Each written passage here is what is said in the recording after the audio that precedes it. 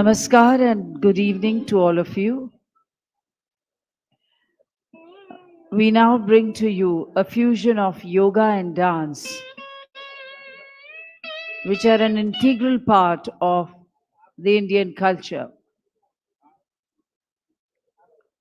Performers from Morarji Desai National Institute of Yoga, Ministry of AYUSH, Government of India, bring to you a yoga fusion number with some forms of dance interwoven.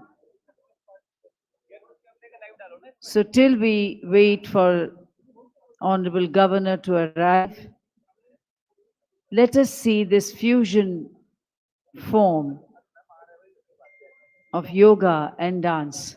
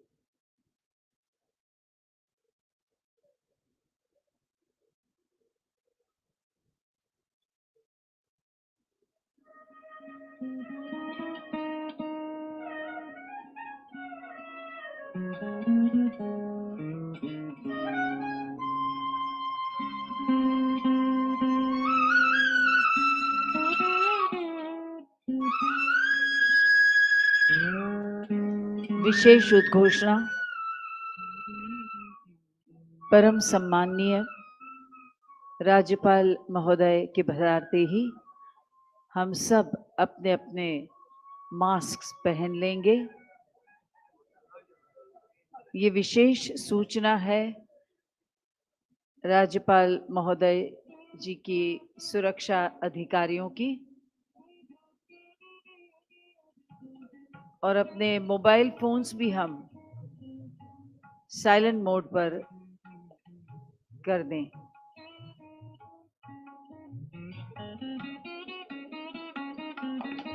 An important announcement that as soon as the governor arrives in this auditorium, we will all put on our masks.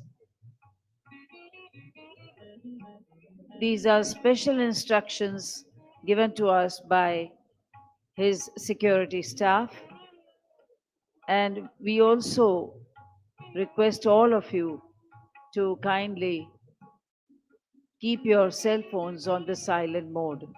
Thank you so much.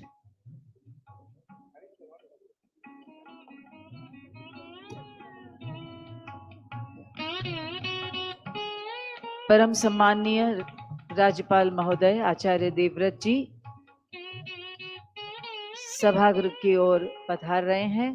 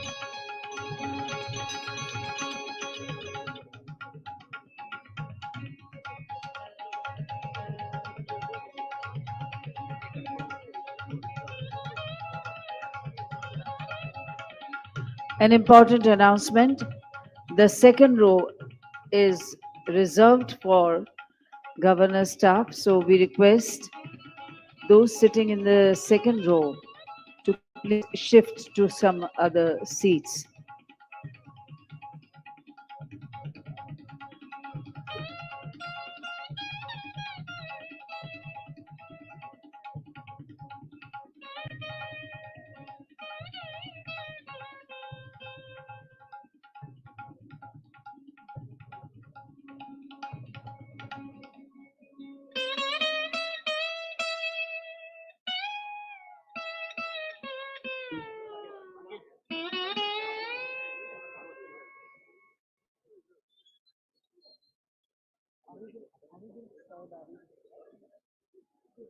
A humble request to please vacate the second row for the governor's staff.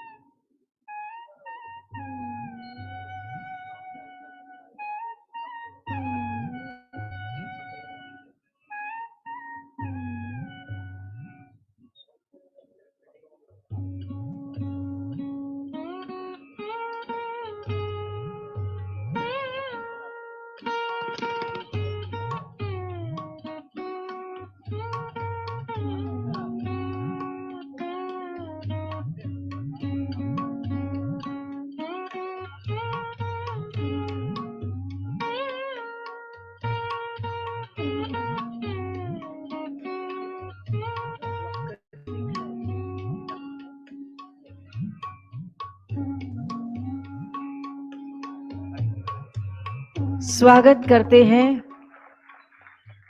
परम सम्माननीय गुजरात राज्य के राज्यपाल महोदय आचार्य श्री देवव्रत जी का। We are honored to welcome Honorable Governor of Gujarat, Acharya Devvrat ji, and we are indeed privileged to welcome along with him Honorable Union Minister of AYUSH, Ports, Shipping and Waterways, Shri Sarbanandji Sonowal, Honorable Union Minister of Information and Broadcasting, Youth Affairs and Sports and Culture, Shri Anurag Singh Thakur. We also welcome Honorable Minister of State for Tourism, Government of India, Shri Shripad Yeso Naik. We are indeed honored to welcome Honorable Union Minister of State, Ayush and Women and Child Development, Shri Mahendra Bhai Munjpara, and Secretary, Ministry of Ayush, Government of India, Vaidya Rajesh Kotecha. Also present on the dais are Shri Pramod Kumar Pathak, Special Secretary Ayush, Srimati Kavita Garg, Joint Secretary Ayush, and Dr. Anup Thakur, Director ITRA Jamnagar. Ministry of Ayush, Government of India welcomes you to the valedictory session of Global Ayush Investment and Innovation, a 3-day summit 2022, with the central theme being investment, innovation, and entrepreneurship in Ayush for a healthy and promising future. In the august presence of Honorable Governor of Gujarat, Acharya Devvrat ji, as our chief guest, who is dedicated to the cause of health and welfare of people, specifically the youth of the state and country. A warm welcome to all and country. A warm welcome to all the dignitaries on the dais and honorable ministers, senior officials of Government of India and Gujarat, distinguished delegates and members of print and electronic media in the audience. We invite Shri Pramod Kumar Pathak, Special Secretary, Ministry of Ayush, Government of India, for his welcome address.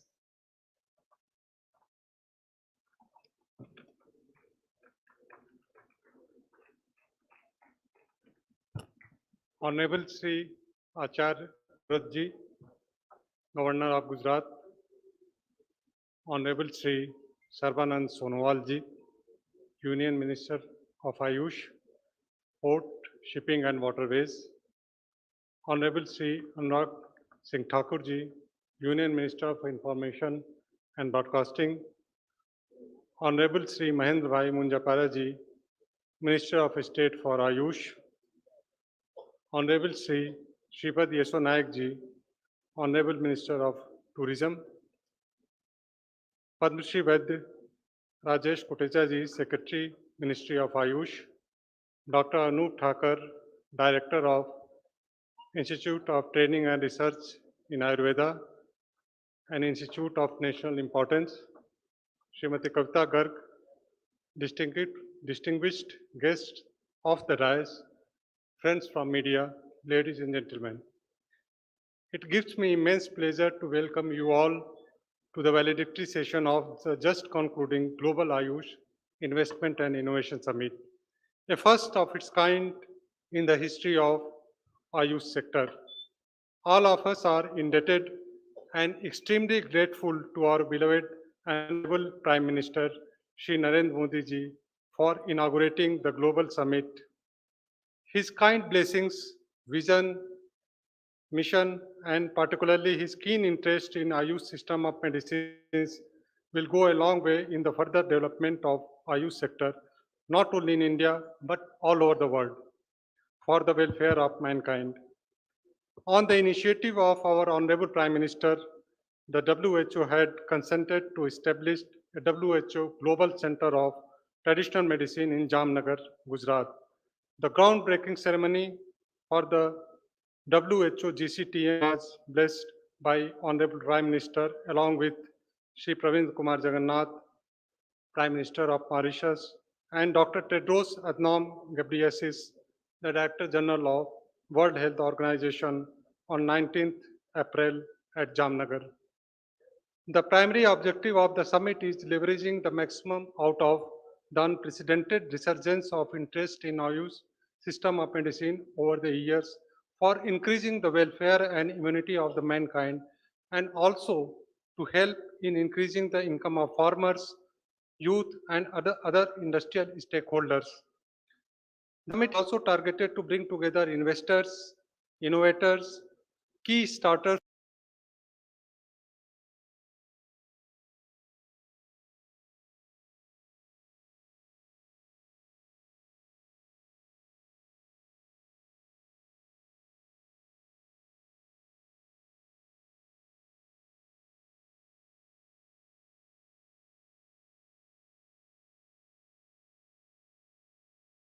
mankind and also to help in increasing the income of farmers, youth and other industrial stakeholders.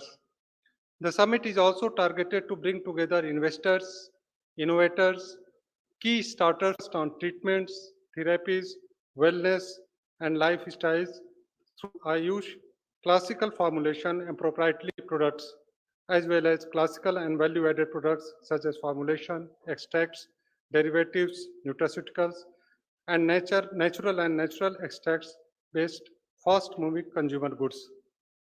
The summit is intended to act as a platform to bring these numerous players under one umbrella, leading to overall development of the AYUSH sector and leading to achieve wellness for the mankind the world over.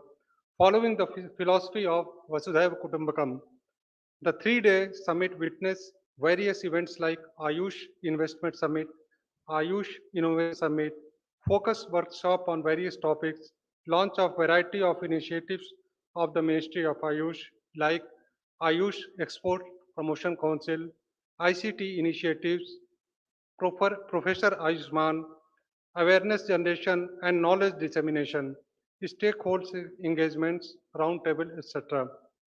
The deliberation made by distinguished scholars, experts, executive of industrial houses, entrepreneurs, policymakers, both in government and outside government, in the three-day summit on a variety of topics will be summed up today for tangible post-summit takeaways and to formulate targets for the next global summit. I again take this opportunity to welcome you all in this valedictory session of the summit and express my gratitude and thanks to one and all for participating in this historical event and making it a grand success. Thank you. Jai Hind. Thank you, sir. We now invite Dr. Anup Thakur, Director ITRA, Institute of National Importance, for summing up of tangible post-summit takeaways and targets for the next summit.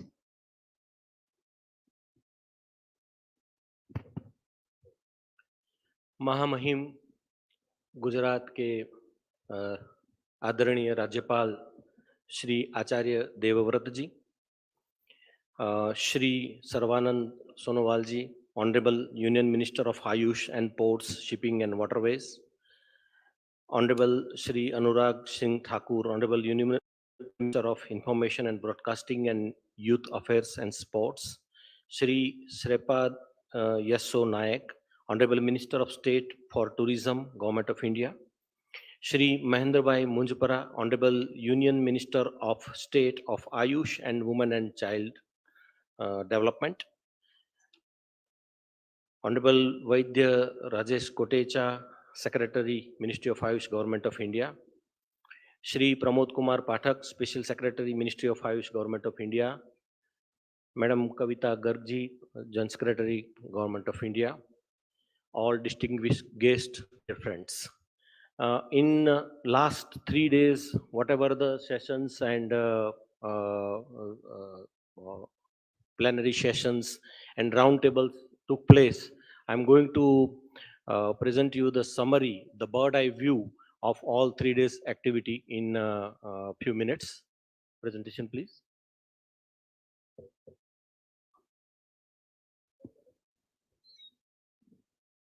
Can we have the presentation, please?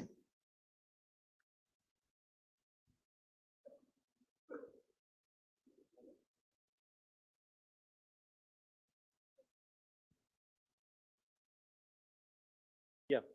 So uh, in this 3 days event, the historical event, the first event of the Ayurved, these activities were taken up. The roundtables, 9 roundtables were taken place. Then the 5 plenary sessions were there. 2 symposiums were carried out. 6 workshops were held up, and total more than 100 exhibitors took part in the exhibitions. Then there are more than 19 eminent speakers delivered their speech in different sessions on their specialty. And then there was more than 25,000 footfall during all 3 days, which is the really encouraging number.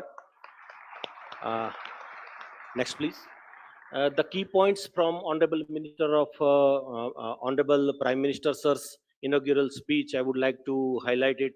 That he mentioned about the launching of Ayush Park, which is really a boost for the Ayush industries, a major step by the Ministry of Ayush and Honorable Prime Minister.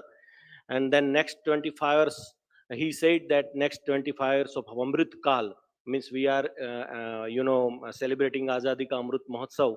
And in that reference, he told that next 25 years of Amrit Kal, golden period of traditional medicine, considering the GCTM also in that. And then promotion of startup culture and unicorns in the Ayush sector. He specially mentioned that you would like to see that unicorn comes from the Ayush startup. Then the production, cultivation, and medicinal plants for livelihood options and to improve farmers' income. Treasures of herbal plant and green gold of India. He especially mentioned that herbs, diversity of herbs is the green gold for the India. One should tap it. And then introduction of Ayush visa category. This is really a big boost for the tourism and introduction of Ayush visa category. Then he mentioned about Ayush mark product. Already Ayush mark is there, and like ISI and other marks, Ayush mark product. So it will help us to promote the standards globally of the Ayush products. Next, please. So these were the major theme areas covered during these deliberations and symposiums and roundtables. India Ayush opportunities and future trends, government and industry collaborations, ease of doing business, single window and investment possibilities, technology, medical engineering and innovation in Ayush sector, heal in India, that is a medical value. Uh,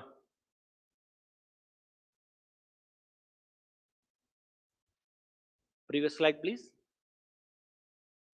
Yeah. So heal in India, medical value travel, revamp for Ayush education system and knowledge management, branding and digital marketing of Ayush sector, regulation standards and accreditation of in sector, India Hill's emphasis on yoga, globalization of yoga certification, increase international footprint. Next, please. Summary of deliberation. I will go in very brief. Next, please. So in diplomat, there were three roundtables were there. In diplomat, nine roundtables were there. In diplomat conclaves, it was decided that evidence-based research and international collaborations should be emphasized. And most important thing that it was suggested by the diplomats and ambassadors that like yoga day is being celebrated worldwide internationally, in the same way Ayurveda day, Unani day, Siddha day should be celebrated globally. That was the suggestion in the diplomat conclave. And then in India Ayush, Indian Ayush opportunities for the world, that was the another roundtable. In that it was decided that R&D for a blockbuster global Ayush product should be there. Then the projection of safety and efficacy evidence of Ayush and Ayush system of medicine, easing Ayush export for services and products, um, promote country as a medical tourism Ayush hub, which is very important. Then the establish Ayush hospitals globally in private partnership mode, public private partnership mode. Then the global collaboration in Ayush education. Then the third roundtable was about from deliberation to collaboration, government and industry, information dissemination to micro and small scale Ayush industry. Then I used to be part of a primary and secondary education system, which is very important for the to make the Ayush more popular and more acceptable. Then the single window clearance system for the approvers for the ease of the business. Next, please. Then Ayush in FMCG conclave, it was decided that promotion of Ayush Ahar amongst the youth particularly should be done. Then the success stories of evidences of Ayurveda, like our Honorable Prime Minister yesterday mentioned about the rosemary from the Kenya. Such kind of evidence and success stories should be promoted.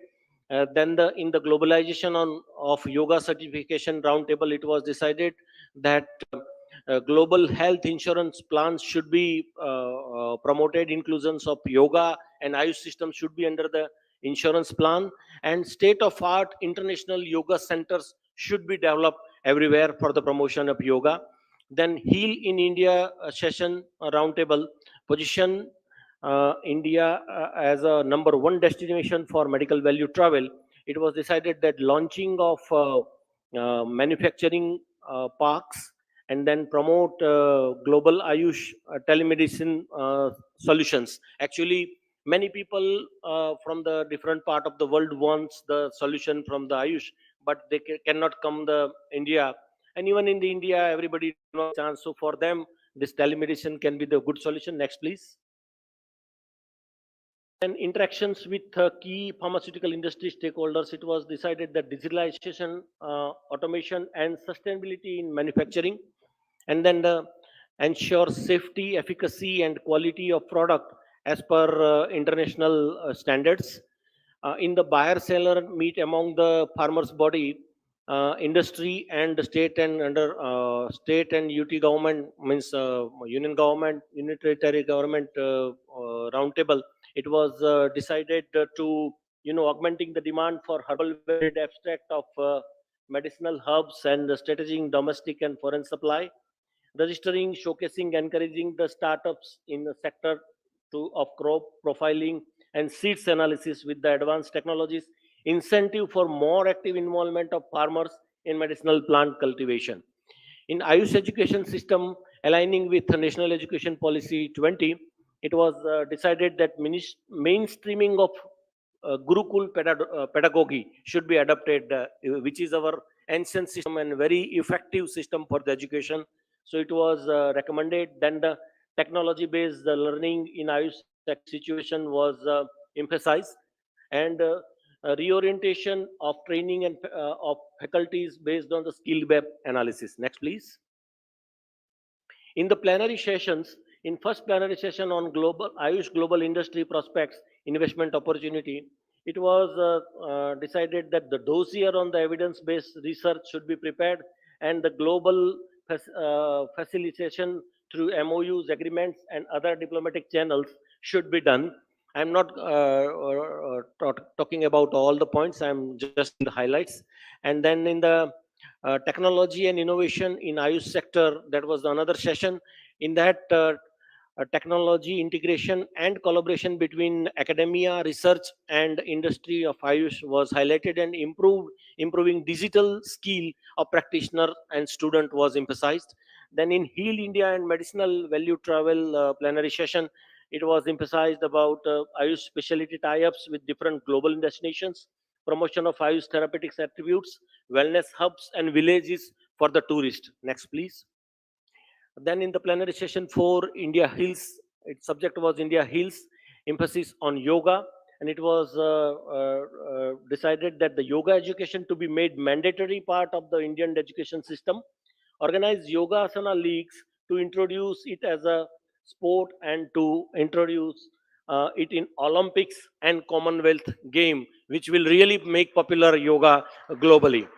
Um, then in plenary session 5, incubation and startup nurturing entrepreneurs, it was decided that to have an interrupting web mobile platform for Ayush startups, so everybody would know and will get encouraged by that.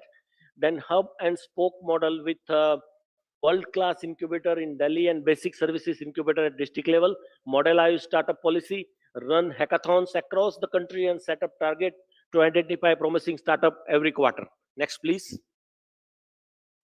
Then in the workshop, these were the topics: the government and the UT initiatives, the scaling of digital initiatives for global expansion, linking medicinal plants growth plan with the city development plant. We are making many plantation, but if the medicinal plants are taken instead of that another plants, that will help a lot. Then the formulation of dynamic compendium highlighting incentives and successful case studies practices, formulation of model policy, guidelines, and incentives. In brand Ayush, it was discussed that branded Ayush as a way of life or lifestyle, popularized as a, say yes to Ayush. And then umbrella brand, including sub branding for all Ayush system of medicine.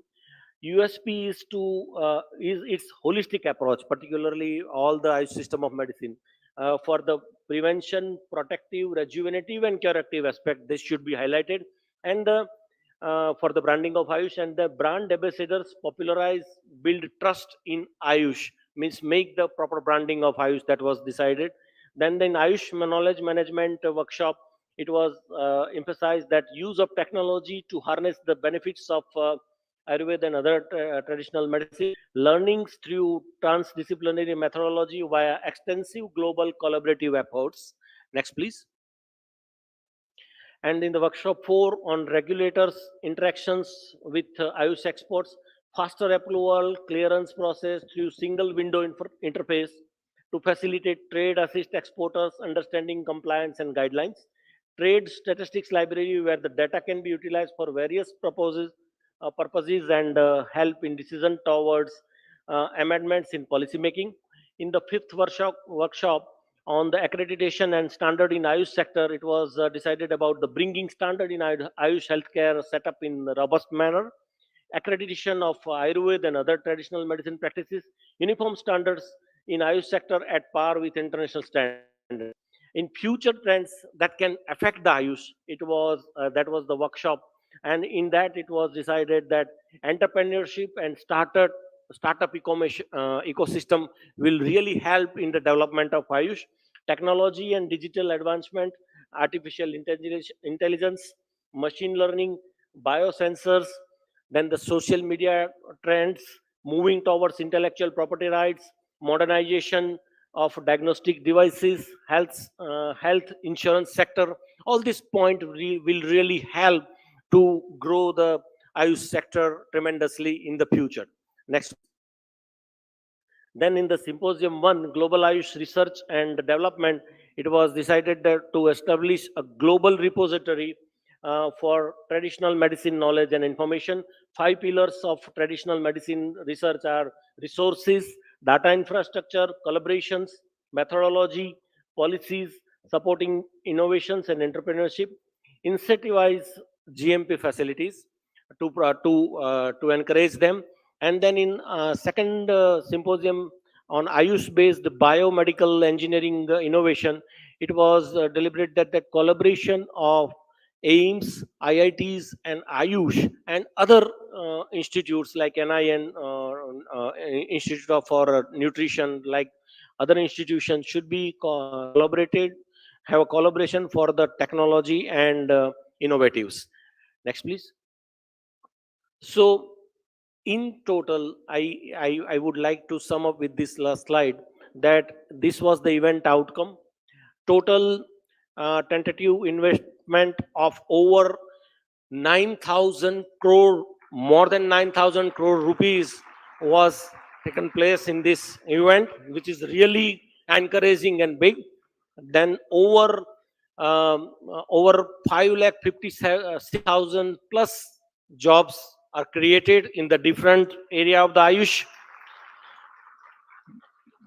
More than 60 lakh people's lives impacted positively. Total audience visitors were more than 25,000, more than 70 plus foreign delegates, and total MOU were signed 70 plus. So this was the success of the first Global Innovation and Information Summit. Thank you all.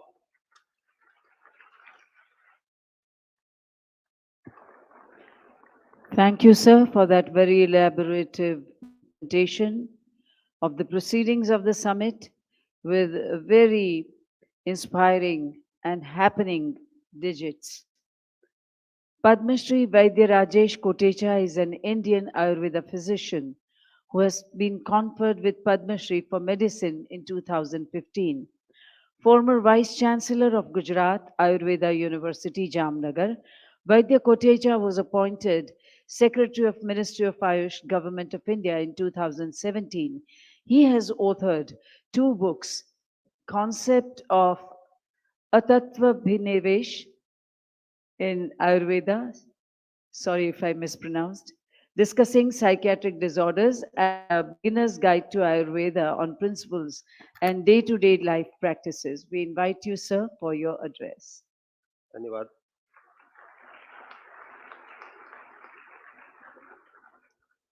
महामहिम राज्यपाल महोदय आचार्य श्री देवव्रत जी,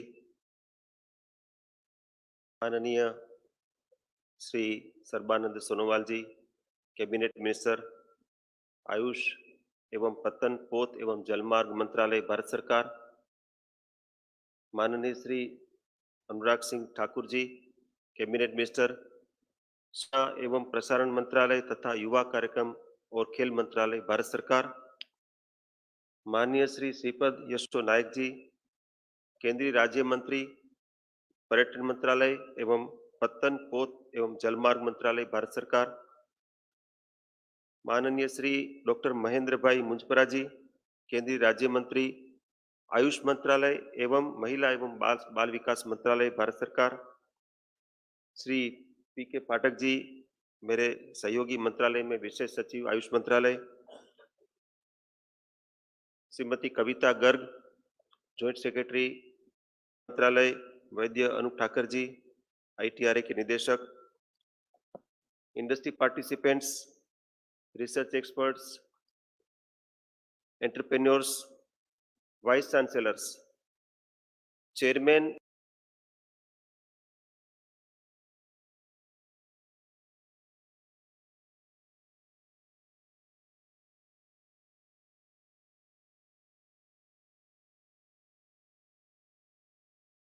presidents of both the commissions, National Commission for Indian Medicine and National Commission of Homeopathy.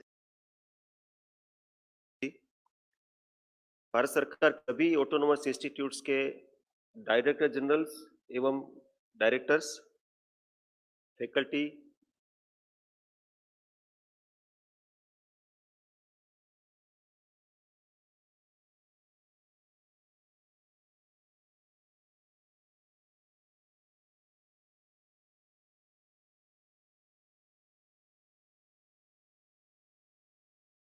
presidents of both the commissions, National Commission for Indian Medicine and Presidents of both the commissions, National Commission for Indian Medicine and National Commission of Homeopathy, Bharat सरकार के सभी autonomous institutes के director generals एवं directors, faculty संकल्पबद्ध है। माननीय प्रधानमंत्री जी की सतत प्रेरणा और प्रोत्साहन की एक और झलक हमें इस महाकुंभ के उद्घाटन समारोह में भी देखने को मिली। उन्होंने आयुष वीजा, आयुष मार्ग और आयुष पार्क की घोषणा करी। इन घोषणाओं से आयुष क्षेत्र में संभावना के जो नए द्वार खुले, उनसे इस क्षेत्र को जिस तरह का बहुआयामी लाभ होगा, उसके प्रत्यक्ष दर्शन इन 3 दिनों में हो गया है। जैसे अभी अनूप जी ने बताया, 5 देशों से एमओयू हुए उद्घाटन कार्यक्रम में, 9,000 करोड़ से ज्यादा का इन्वेस्टमेंट एक्सप्रेशन ऑफ इंटरेस्ट मिला।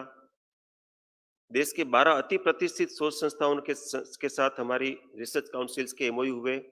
डिफेंस मिनिस्ट्री के साथ भी एमओयू हुआ और डिफेंस के इस एमओयू के द्वारा सभी जो कैंट है वहां आयुष की फैक्ट्रीज प्रारंभ करने की संकल्पना है।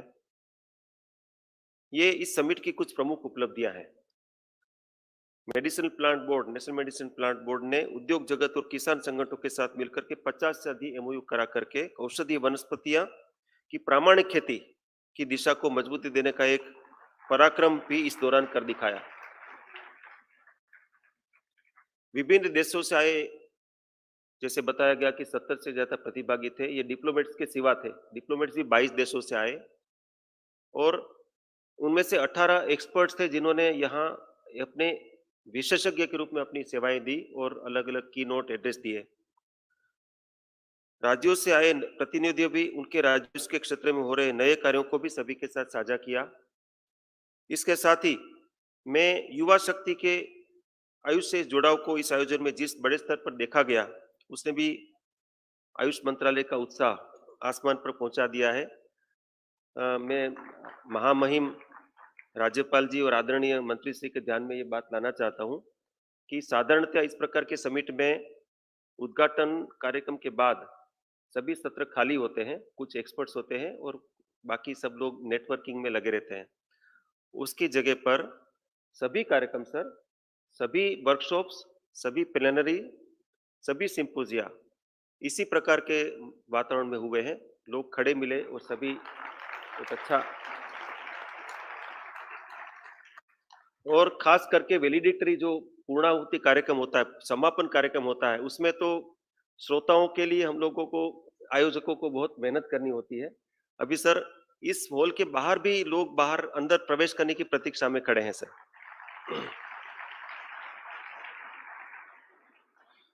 आयुष स्टार्टअप चैलेंज में जिस विविधता वाले क्षेत्रों में हमने युवाओं को चुनौती दी थी, उसको सुंदर प्रतिसाद मिला। माननीय प्रधानमंत्री जी ने स्टार्टअप चैलेंज के अपने मन की बात में भी उसका उल्लेख किया था। उसके बाद हम लोगों को इतना प्रतिसाद मिला कि उसकी डेट आगे बढ़ाई और उसके बाद ये स्टार्टअप चैलेंज संपन्न हुआ। Food innovation in Ayush sector, Ayush bio instrumentation और आयुष आईटी सॉल्यूशंस, इन 3 क्षेत्रों के लिए इस प्रतियोगिता में युवा उद्यमियों ने पूरे उत्साह और गुणवत्ता के साथ हिस्सा लिया और माननीय प्रधानमंत्री जी से आशीर्वाद और पुरस्कार भी प्राप्त किया। इस क्षेत्र में निवेश की संभावनाओं को भी समिट में बहुत बल मिला है। मैं जानकारी देना चाहूंगा कि उसके जो प्रथम पुरस्कार माननीय प्रधानमंत्री जी के हाथों मिला और उनके जो रनर्स अप हैं उनको अभी माननीय राज्यपाल महोदय के द्वारा उनको पुरस्कार दिया जाएगा, ऐसा हमने आयोजन किया है। इस आयुष में एक विशेष जो नई बात उभर के आई वो है एक प्रदर्शनी थी जिसको हमने sustainability and net zero target through Ayush, ऐसा एक नया सुंदर आयाम मिला और इको फैक्ट्री फाउंडेशन के साथ मिलकर इस प्रदर्शनी को बहुत अधिक स्तर पर सराहा गया। कैसे आयुष विधाओं को और इस ज्ञान को हम नेट जीरो टारगेट पर, नेट जीरो कार्बन एमिशन तक लेके जा सकते हैं, ये बिल्कुल नई बात है। उसका सुंदर प्रदर्शन यहाँ हुआ। ग्लोबल आयुष शेफ कंपटीशन प्रतियोगिता में भी उत्साह और नवाचार के साथ प्रतिभागियों ने भाग लिया। उसकी बहुरंगी और आकर्षक झांकी भी सबको यहाँ कल देखने को मिली। आज के समय में न केवल आयुष आहार का महत्व बढ़ रहा है, बल्कि यह एक से एक आकर्षक रूप में भी सामने आ रहा है। नई संभावना नप रही है। माननीय प्रधानमंत्री जी ने उसका भी उल्लेख किया अपने अपने उद्बोधन में कि भारत सरकार ने पिछले दिनों आयुर्वेद आहार करके एफएसएसआई की एक नई कैटेगरी को अनुमति दी है और वो अभी कुछ दिनों में उसका नोटिफिकेशन भी होने वाला है। गुजरात की धरती पर आयुष की वैश्विक प्रगति गाथा के जो 2 जीवंत अध्याय पिछले 4 दिनों में WHO global centre of traditional medicine Jamnagar में और global Ayush investment innovation summit के माध्यम से जुड़े हैं, उनके लिए मैं देश के दूरदर्शी और यशस्वी प्रधानमंत्री जी की प्रेरणा और मार्गदर्शन को फिर से प्रणाम करता हूं।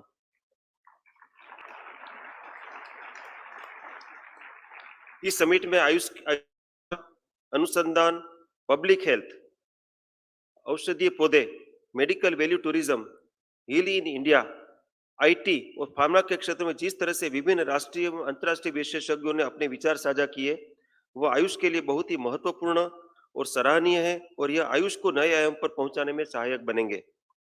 हम सभी के इस संयुक्त प्रयास से विभिन्न क्षेत्रों के लोगों को आयुष के साथ जोड़ने या निवेश वृद्धि में और इनोवेशन में बहुत अधिक सहायता मिलेगी। एक नया विषय भी इसमें हमने जोड़ा, नर्सिंग ह्यूमन रिसोर्सेज कि आयुष एक्सपर्टीज के साथ स्पेशलाइज मेडिकल केयर में यदि अपस्किलिंग करते हैं तो आने वाले 10 वर्षों की अवधि में उच्च आय वाले देशों में 2 लाख नौकरियां लाने का सामर्थ्य है, जिसमें भारत से $1 बिलियन का एनुअल रेमिटेंस बनाने की क्षमता है, उसको भी यहाँ एक्सप्लोर किया गया। यूएनडीपी के ट्रेनिंग डिवीजन के डायरेक्टर भी इस कार्यक्रम में आए और इसको हम आगे लेके जाएंगे, इसके लिए संकल्पबद्ध है।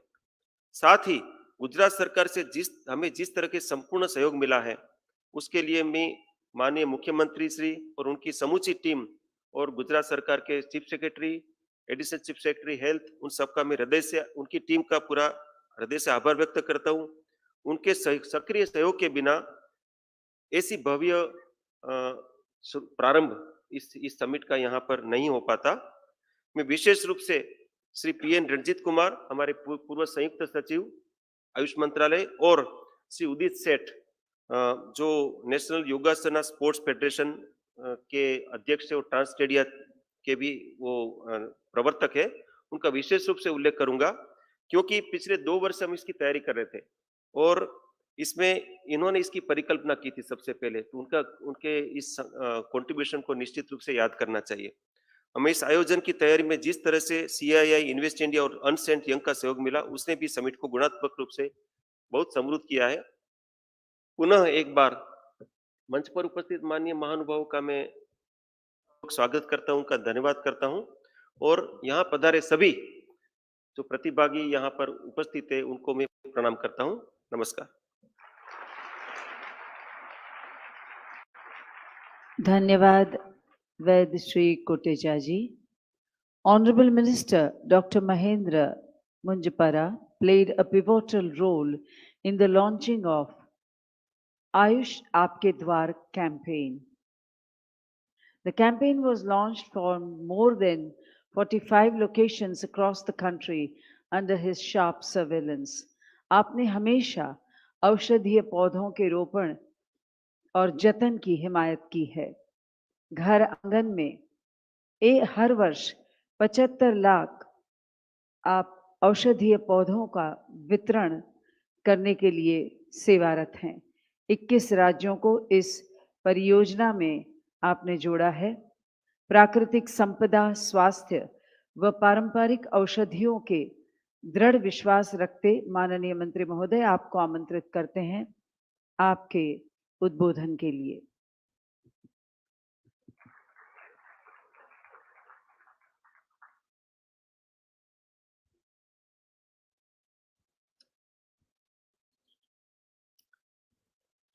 Honorable Governor of Gujarat, Acharya Devrat ji,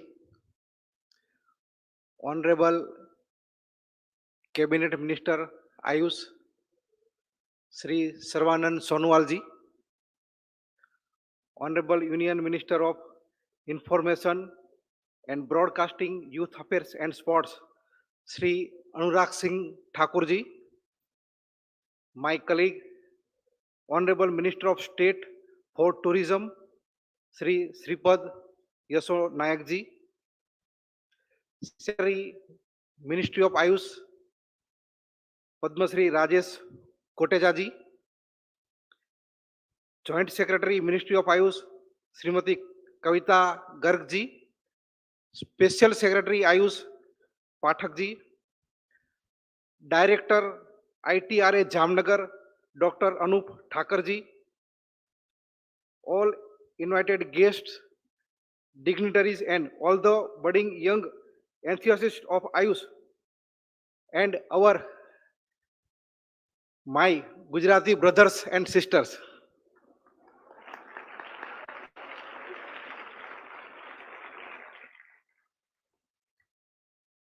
Good evening to all of you. I welcome you all in valedictory session of Global Ayush Investment and Innovation Summit 2022. It is a matter of pleasure and satisfaction that we have successfully concluded 3 days Global Ayush Investment and Innovation Summit 2022. I thank one and all for being part of this event and making it a historical and successful event. This is one step forward in accelerating the growth trajectory of Ayush in world and elevating it to higher levels. We had a successful summit that has shown active participation from various Indian and global dignitaries, ambassadors from various countries, experts, industry members, and students.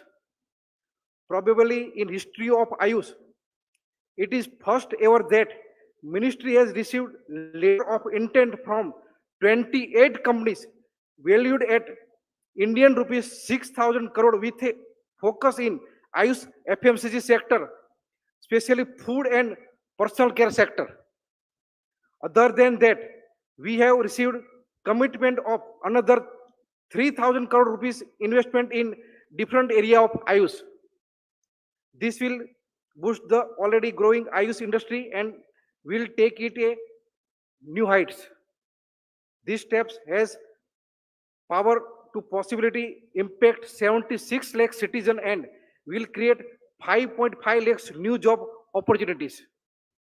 MOUs have been signed with Ministry of Defense to start Ayush facility in over 35 cantonment area across the country.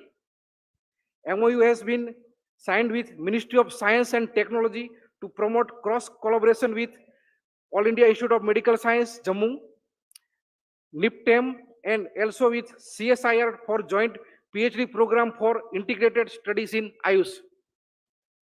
We saw great participation from various countries in summit. Ayush has already spread its wings to many global destinations and impact is being felt in growing rate of adoption of Ayush lifestyle principle around the world.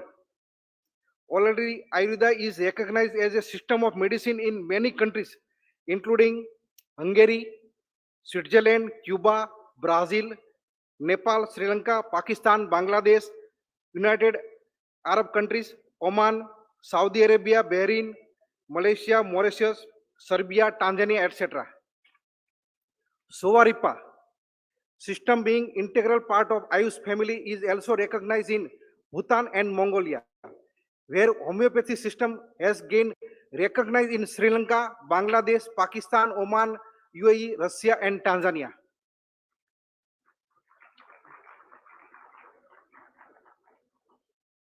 Tangible steps are being taken for making regulatory provision in the country like Ghana, Chile, Colombia, Romania, Turkey, Canada.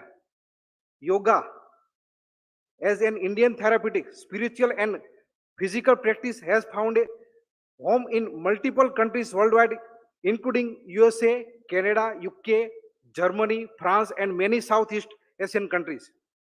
As an addition to the growing global Ayush footprint, MOUs have been signed with many countries like Argentina, Mexico, Canada, etc.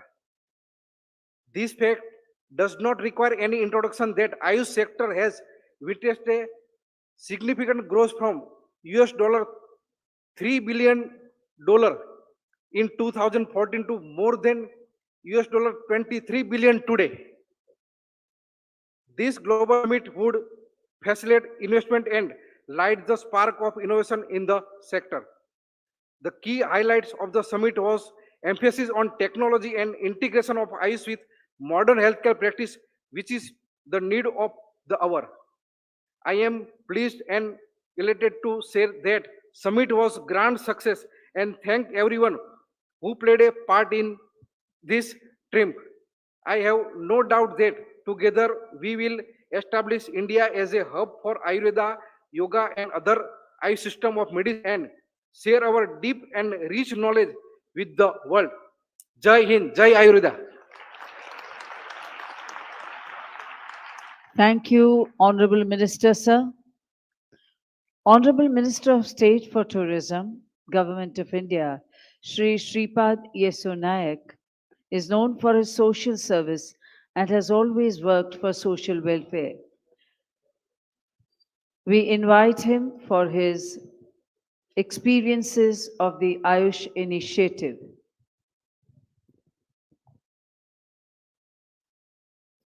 Namaskar,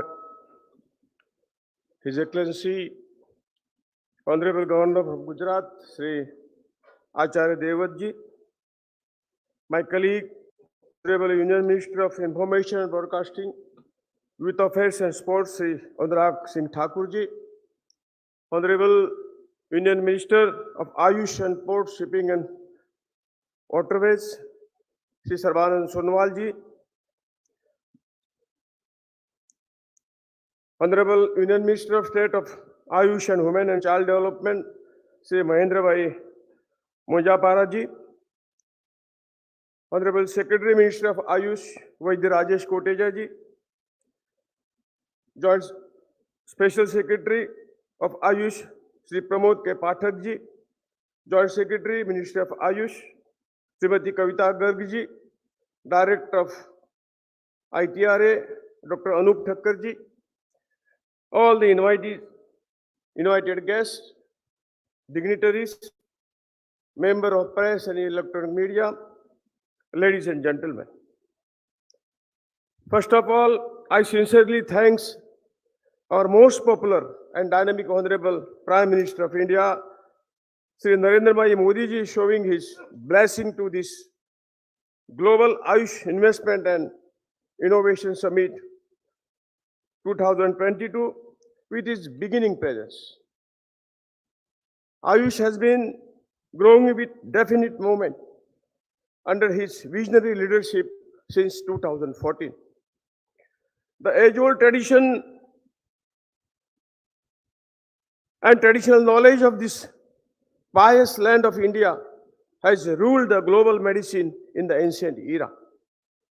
Indian knowledge, services and product has reached beyond the boundaries owing to its inherent strength.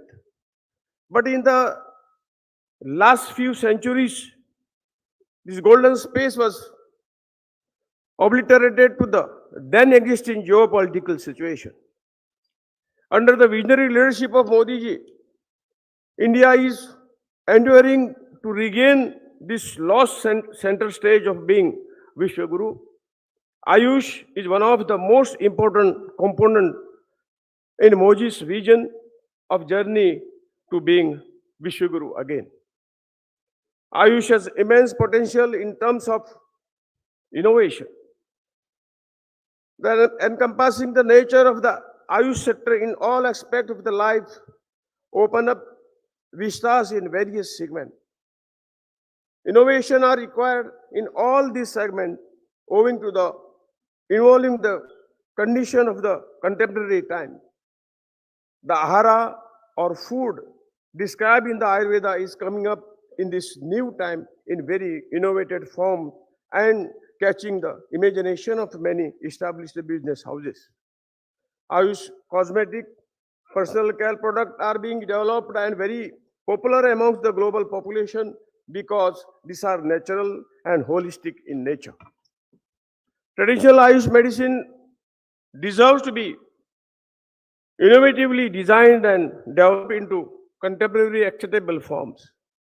Redesigning of the drug delivery system, repurposing of the medicines backed by the robust and rigorous research being pursued under the leadership of Ministry of AYUSH will pave a very successful path for Ayush to capture the global marketplace.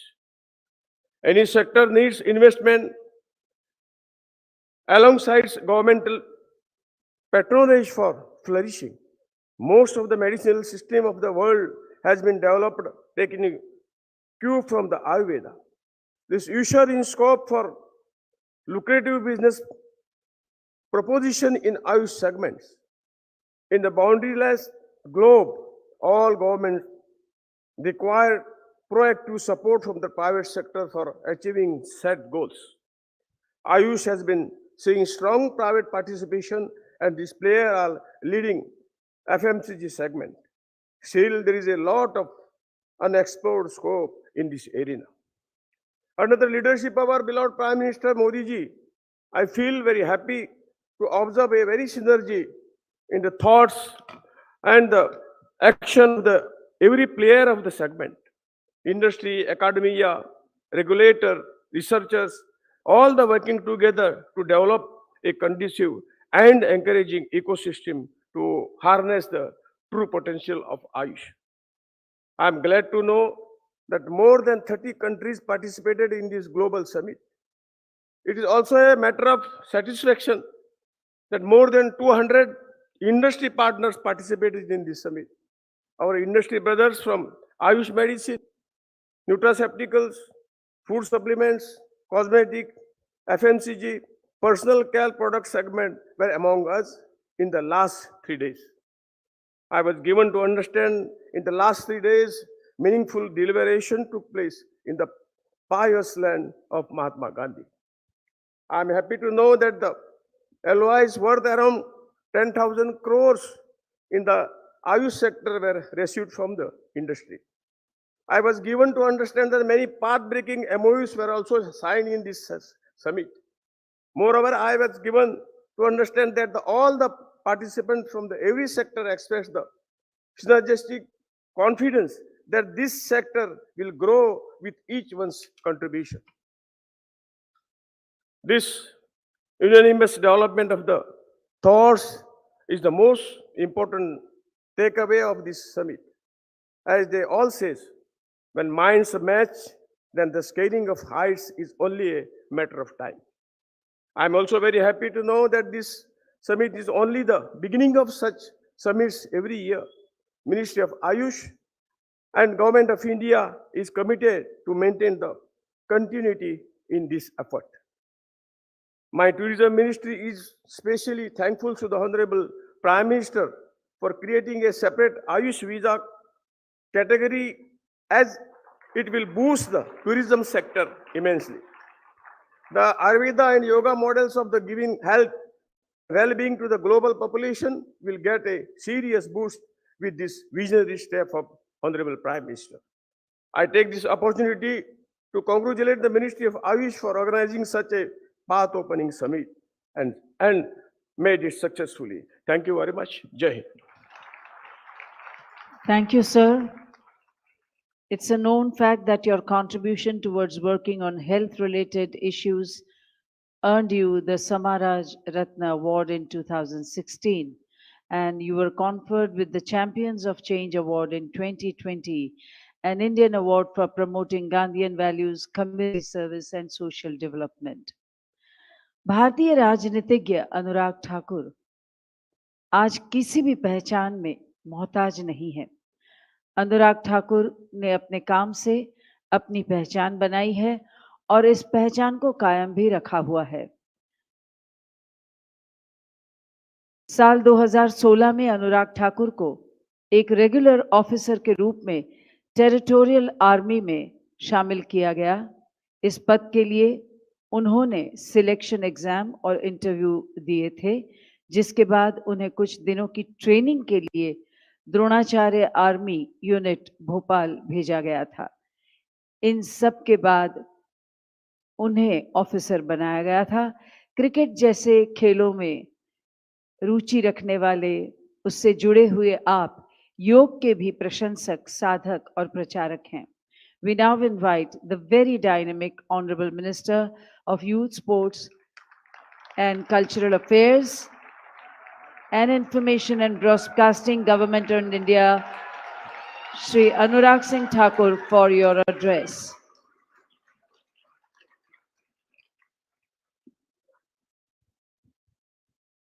मेरे मन में तो था कि मैं भी पूछूंगा केम छो, लेकिन आप 3 दिन से लगातार, और वो भी अंतिम सत्र में, इतने जोश के साथ बैठे हैं। पहले तो मैं आप सबको प्रणाम करता हूं, आपका धन्यवाद करता हूं। ये ऊर्जा आयुष के कार्यक्रम में ही हो सकती है।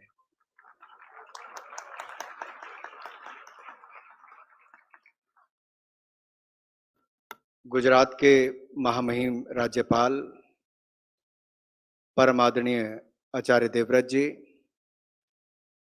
पोर्ट शिपिंग और आयुष मंत्रालय के भारत सरकार के माननीय मंत्री बड़े भाई आदरणीय सर्बानंद सोनोवाल जी,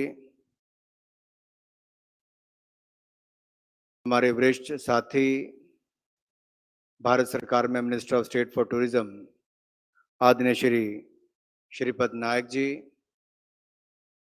केंद्रीय आयुष राज्य मंत्री आदरणीय महेंद्र भाई, सम्मानित मंच, सभी माननीय अधिकारीगण, उपस्थित देश और दुनिया से आए हुए मेरे प्रिय भाई और बहनों, देवी और सज्जनों, मैं सबसे पहले तो महामहिम राज्यपाल जी का आज के कार्यक्रम में आने पर आप सबकी ओर से बहुत बहुत स्वागत और अभिनंदन करता हूं। तुलसी भाई कौन है?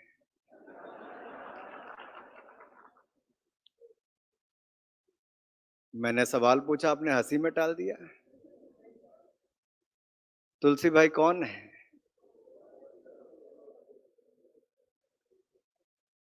और माननीय प्रधानमंत्री जी ने तुलसी भाई नाम दिया क्यों है? क्योंकि वर्ल्ड हेल्थ ऑर्गेनाइजेशन के डीजी के ऊपर दुनिया भर के स्वास्थ्य से जुड़ी हुई समस्याओं का समाधान करने का एक भार भी होता है। वैसे ही तुलसी के द्वारा ऐसी बीमारियों का समाधान करने का भी हम लोग काम करते हैं। इसीलिए प्रधानमंत्री जी ने उनको तुलसी भाई का नाम भी देने का काम किया है। मित्रों, 3 दिवसीय शिखर सम्मेलन में 90 से ज्यादा प्रख्यात वक्ताओं ने कई कार्यशालाओं के माध्यम से आप सबको जागरूक भी किया, संगोष्ठियों द्वारा पूरी दुनिया पर इस चर्चा को पहुंचाने का काम भी किया है। और मुझे पूर्ण विश्वास है कि अनुसंधान की बात हो, विकास की बात हो, स्टार्टअप इकोसिस्टम की बात हो या वेलनेस इंडस्ट्री की बात हो, इस सब को इससे बढ़ावा मिलेगा। और इस सफल आयोजन के लिए मैं आयुष मंत्रालय के माननीय मंत्री और सभी अधिकारियों और सबसे ज्यादा आप सबको उसके लिए बहुत बहुत धन्यवाद और साधुवाद देना चाहता हूं। आयुष के क्षेत्र में इन्वेस्टमेंट की बात हो, इनोवेशन की, इसकी संभावनाएं असीमित है। और मैं इसलिए कह रहा हूं, बड़े जिम्मेदारी के साथ इस बात को कह रहा हूं कि 2014 में जो $8 बिलियन का, $3 बिलियन का आप व्यापार करते थे, वो 6 गुना से ज्यादा बढ़कर आज $18 बिलियन पहुंच गया है। यानी कि 22,000 करोड़ से बढ़कर 1,35,000 करोड़ हो गया है। ये अपने आप में दिखाता है कि आयुष के माध्यम से या इस क्षेत्र में अपार संभावनाएं हैं। और मुझे पूर्ण विश्वास है हम इस क्षेत्र में और बड़ा काम करने वाले हैं। 75% की growth is in 75% per annum growth. For me, it's phenomenal. Isn't it an attractive business? And I'm sure we're going to see a lot of startups coming up in this sector, a lot of investment coming up in this sector. As in the end, while during giving the presentation, already 9,000 crore rupees investment has been ensured. More than 5,56,000 jobs will be created. It's not a more during the COVID-19 pandemic, when we seen the disruption in our life and in the businesses. In the post-COVID world, we have seen among the major economies how India has done well. India is among the fastest growing economies among the major economies. So this could be one of the sectors which can lead in the coming years. I still remember I've been MP for the 4th term. I'm a 4th-time elected MP from Hamirpur, Himachal Pradesh. I've seen the difference how allopathy doctors treat the Ayurveda doctors. लेकिन आज मैं एक बात कह सकता हूं, हमें किसी की रेखा को कम नहीं करना है, हमें बताना है कि हमारी रेखा उनसे लंबी है।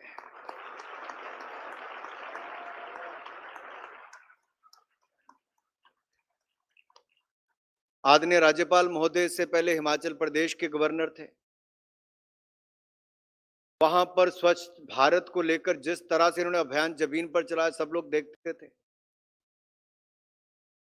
वहां पर नेचुरल फार्मिंग को शुरुआत करना, उससे पहले हरियाणा में इन्होंने किया। आज गुजरात में लाखों एकड़ भूमि पर नेचुरल फार्मिंग को बढ़ावा देने का काम सर आप कर रहे हैं। मैं तो कहूंगा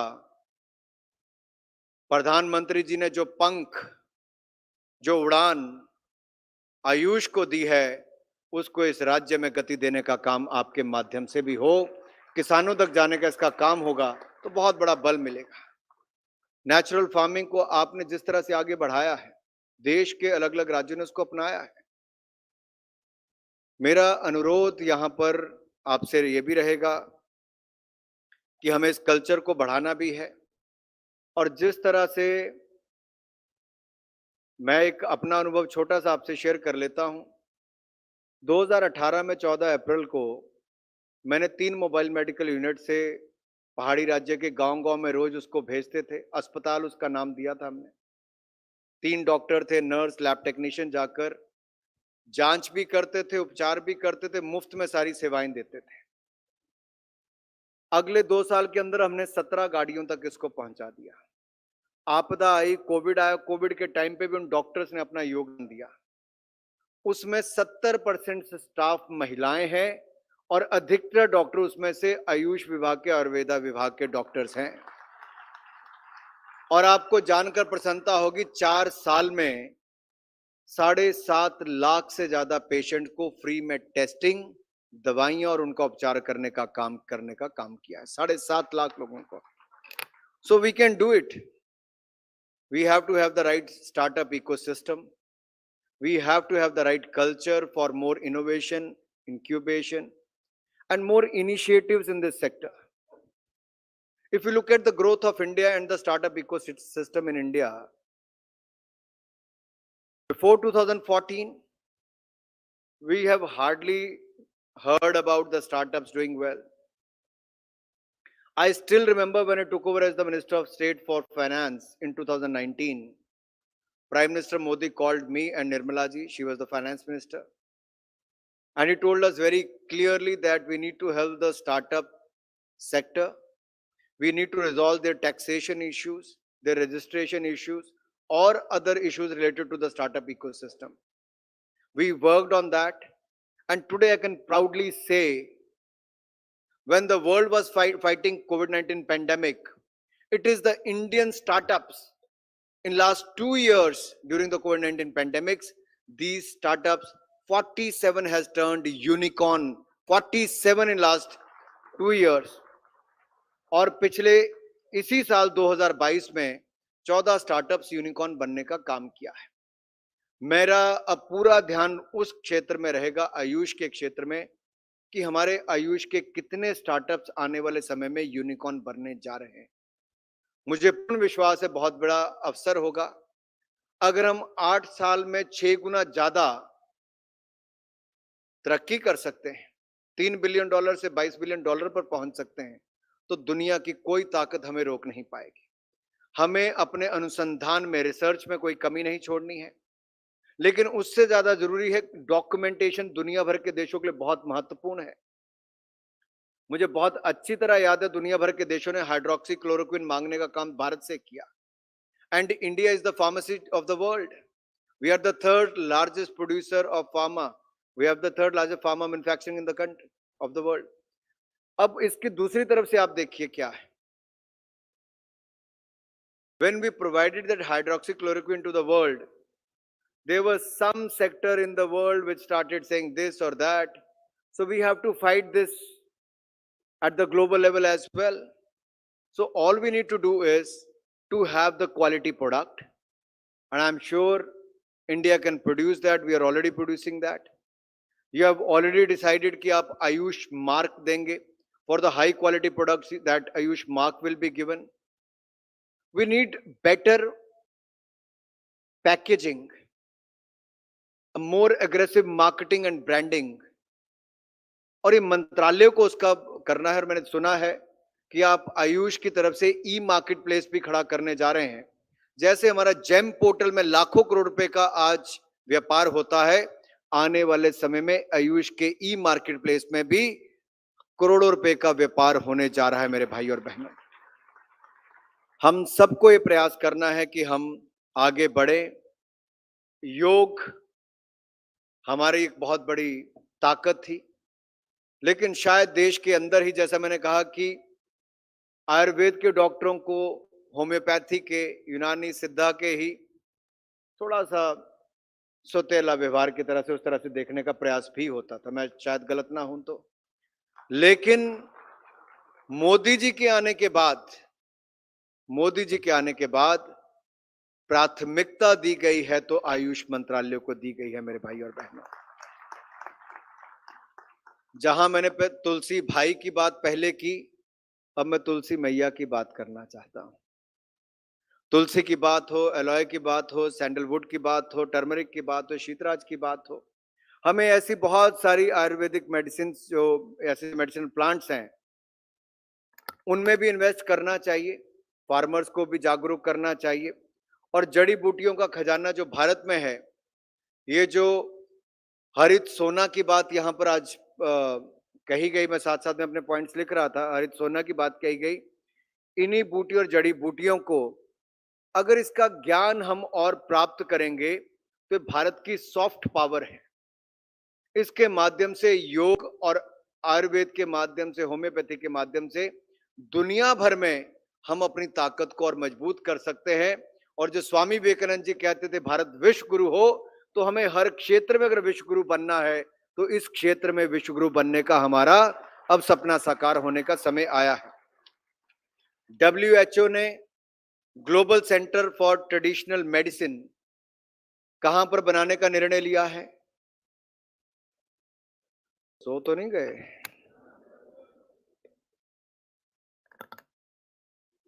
WHO ने global centre for traditional medicine कहां बनाने का निर्णय लिया है? ये बिल्कुल ठीक है, भारत में लिया है.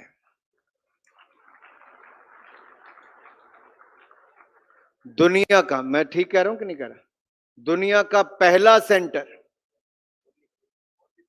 दुनिया का पहला और इकलौता सेंटर कहीं पर खुलने जा रहा है. और खुल गया है तो भारत के गुजरात के जामनगर में खुल गया है. मेरे भाई और बहन, खुशी कम हुई लगती है, मुझे लगता है.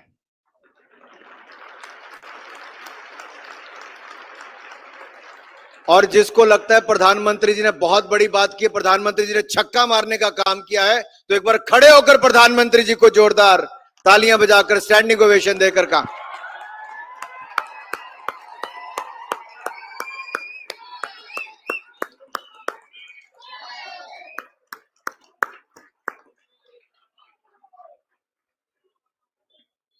प्रधानमंत्री जी ने दुनिया का इकलौता और पहला सेंटर ट्रेडिशनल मेडिसिन का भारत में लाने का काम किया है.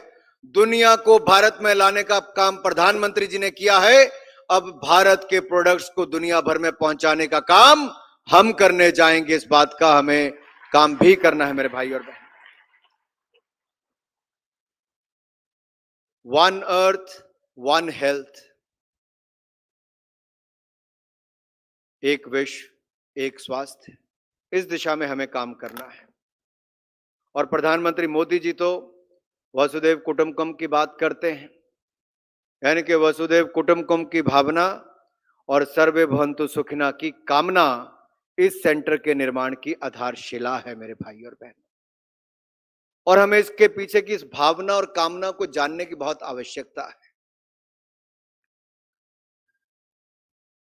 कभी भी कोई कंपनी बनाएंगे तो मेमोरेंडम ऑफ आर्टिकल्स लिखेंगे, उसमें कार्य क्षेत्र क्या है करने के, वो सब जानने की इस तरह से सेंटर बना है, तो उसमें हमें क्या करना है वो जानने की बहुत आवश्यकता है। आजकल आप लोग भी सेल्फ इंप्रूवमेंट की किताबें पढ़ते होंगे। कोविड के टाइम पे तो कोई इंटरनेट पे पढ़ रहा था, कोई सुन रहा था। मैं भी ऐसी एक विदेशी आदमी की लिखी किताब को पढ़ रहा था, तो उसने कहा कि आप अगर अपनी सांस पर नियंत्रण रखेंगे और सांस पर नियंत्रण ना खोएंगे, नाक से सांस लेंगे, तो आपके झगड़े भी कम होंगे, लड़ाइयां भी कम होंगी और आपका मस्तिष्क भी ठंडा रहेगा। So if you have control over your breath and you know how to control it, you will have less quarrels, less fights, and you'll have a cool mind. I was wondering what is new in this. इसमें नया क्या है? आखिरकार हमारे योग के प्राणायाम में भी तो ये कहा गया, सिखाया गया, लेकिन शायद हमारे पास जो था हमने कभी उसकी ताकत को ही समझने का प्रयास नहीं किया। जब मोदी जी ने यूनाइटेड नेशंस की जनरल असेंबली में 2014 को ये बात कही, तो दुनिया भर के देशों ने योग को 21 जून को मनाने का सर्वसम्मति से निर्णय लिया है। आज पूरी दुनिया उसको मनाने का काम करती है। हमें गर्व होना चाहिए जो मोदी जी ने करने का काम किया है। मैं लंबा नहीं कहूंगा क्योंकि अभी हमें सोनेवाल जी को और माननीय गवर्नर साहब को सुनना है। मैं तो यही कहूंगा मित्रों, इस 3 दिन की कॉन्फ्रेंस एक मैसेज तो बड़ा क्लियरली दुनिया भर में जाना चाहिए, heal in India, heal in India. और हम ये करके दिखा सकते हैं। आयुष मंत्रालय यहां पर बैठा है, टूरिज्म मंत्री वहां पर बैठे हैं, केवल इसका कॉम्बिनेशन चाहिए। केरला ने आयुर्वेद का फायदा उठाकर दुनिया भर के टूरिज्म को केरल में लाने का काम किया है। भारत के अलग अलग शहरों में, अलग अलग प्रदेशों में हो सकता है। सिनर्जी चाहिए मंत्रालयों के बीच में, लोगों के बीच में। We should start talking to each other and plan something big for India. We can market it well, we can sell it well, and heal in India should be the target of India. और इसके माध्यम से हम लोग बड़ा काम कर सकते हैं। मैं यही कहूंगा, सारे नंबर्स पहले आ चुके हैं, मुझे ज्यादा सुनकर आप बोर नहीं होंगे, लेकिन अगर मैं खिलाड़ी होने के नाते या खेल मंत्री होने के नाते खेल की बात ना करूं तो अधूरी रह जाएगी। आपने जयपुर में इंजरी मैनेजमेंट पर भी उसके इंस्टीट्यूट खोलने की बात कही है। इससे भी खिलाड़ियों को जल्दी रिकवरी मिलेगी। कोई ऐसा क्षेत्र, वैद्य राजेश कोटेचा जी मत छोड़ना, मुश्किल से कोई ऐसा सेक्रेटरी मिला जिसने आगे वैद्य लिखना शुरू किया है, कि पहले वाले भी लिखते थे।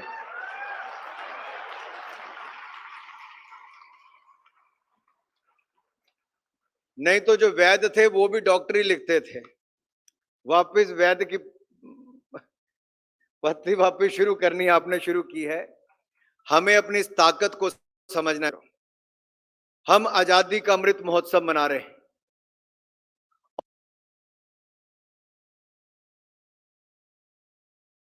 इस अमृत काल में 100वें वर्ष में भारत को विश्व गुरु बनाने का काम हम करके छोड़ेंगे मित्रों, करने का काम करेंगे।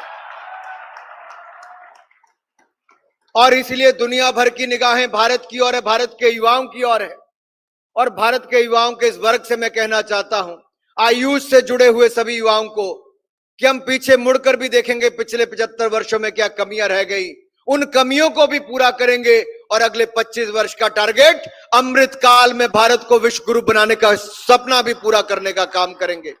तो गुजरात की इस धरती से जिसने महात्मा गांधी, सरदार पटेल को जन्म दिया और आज नरेंद्र मोदी जी भारत को विश्व में ऊंचाइयों पर ले जाने का काम कर रहे हैं, इस धरती को भी नमन करता हूं, आज के युवाओं को भी प्रणाम करता हूं और आपसे यही प्रण और संदेश यहां से लेकर जा रहा हूं कि हम अपने भारत को आगे लेकर जाएंगे, आयुष के माध्यम से भी लेकर जाएंगे। बोले भारत माता की, भारत माता की। अब देखो एक हाथ उठाओगे तो इतनी आवाज आएगी। दोनों मुट्ठियां बंद करके दोनों भुजाएं ऊपर करोगे तो देखना अंदर से ताकत कितनी आती है। भारत माता की। आई ना आवाज? भारत माता की, भारत माता की, भारत माता की। वंदे वंदे वंदे वंदे। बहुत बहुत धन्यवाद। धन्यवाद माननीय मंत्री महोदय आपका। संकल्प से सिद्धि तक ये भारत सरकार का, हमारी सरकार का जीवन मंत्र हमेशा से ही रहा है और प्रत्येक संकल्प की तरह ये संकल्प भी हम सिद्ध करेंगे। Honorable Prime Minister Shri Narendra Modi ji, recognizing the potential of AYUSH, created an independent ministry during his first tenure, which immensely strengthened India's resolve to popularize traditional methods of medicine and health in the country. We now invite Honorable Union Minister of AYUSH and Ports, Shipping and Waterways, Shri Sarbanandji Sonowal, for his welcome address.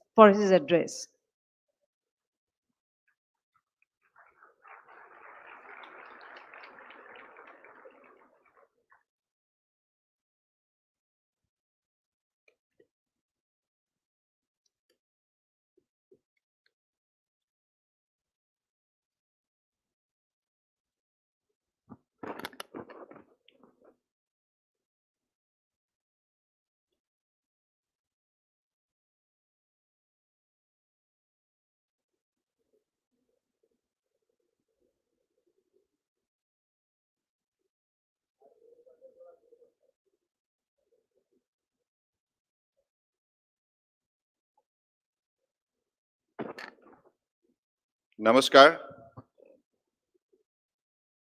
કેમ છો? મજામાં? हो आही कुछ अगर गलती हो जाए तो माफ कीजिएगा। मैं कोशिश करता हूं अपने गुजरात की जो मातृभाषा है उसको मैं हृदय से भक्ति भावनाओं से मैं प्रणाम देता हूं। हो आही अभिन्न ऐतिहासिक घटनाનું સાક્ષી વનાના મતે ગુજરાતનું લુકાનું અભર મુનુ સુહુ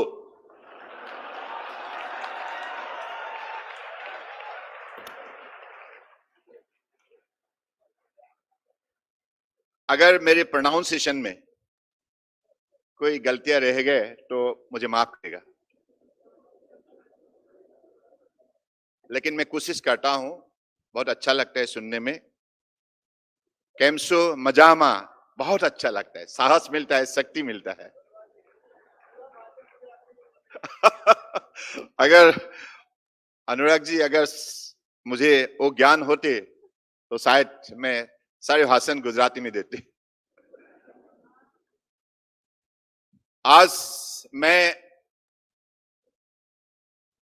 आप सबको विशेष रूप से ये 3 दिन का जो कार्यक्रम, इसके लिए मैं अपने फॉर्मल स्पीच शुरू करने के पहले मैं सारे गुजरात की जनताओं को और देश विदेश से आए हुए प्रतिनिधियों को मैं हृदय से आभार व्यक्त करना चाहता हूं।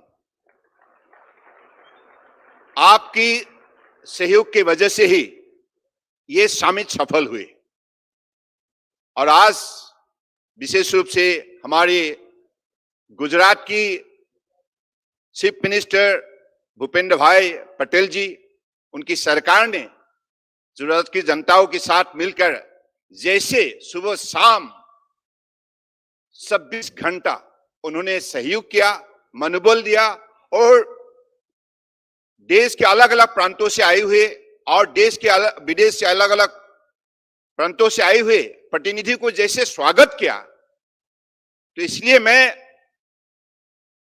आपकी आभारी हूं और रहूंगा। Honourable governor of Gujarat, his excellency Shri Acharya Devvrat ji, our dynamic Union Minister for Information and Broadcasting, Youth Affairs and Sports, Government of India, Sri Anurag Singh Thakurji, Honorable Minister of State for Tourism, Port Shipping and Waterways, Sripat Naik ji, Honorable Indian Minister of State of AYUSH, Women and Child Development, Dr. Mahendra Bhai Manjupara ji, respected Secretary, Ministry of AYUSH, Padma Shri Vaidya Rajesh Kotesha ji, Special Secretary Pathak ji, Joint Secretary Srimati Kavita Garg ji, Director of ITRA Dr. Anup Thakur ji, all invited guest dignitaries, all the budding young enthusiasts of AYUSH, I welcome you all. Today, I'm really happy to receive our Honorable Governor Debraj ji, a renowned personality of the country, who has taught us how to go about with natural farming, to protect nature, to protect ecology and environment. So I believe you have a great heart for the cause of the nature, for the cause of the mankind. Thank you. Bahut bahut dhanyavad. At the outset, I pay my sincere regard to the Honorable Prime Minister of India, Shri Narendra Modi ji, for sparing his precious time for the historic event of Jamnagar and Gandhinagar. I also extend my heartfelt thanks to Honorable Prime Minister of Mauritius, Shri Praveen Kumar Jagannath ji, and Director General WHO, Dr. Tedros ji, for being part of this historic event. It is a matter of immense pleasure and pride that the Global AYUSH Investment and Innovation Summit 2022 commences a day after a groundbreaking ceremony of the Global Center for Traditional Medicine in Jamnagar, Gujarat, which is the first of its kind initiative, witnessing the collaboration of Ministry of AYUSH, Government of India with the World Health Organization.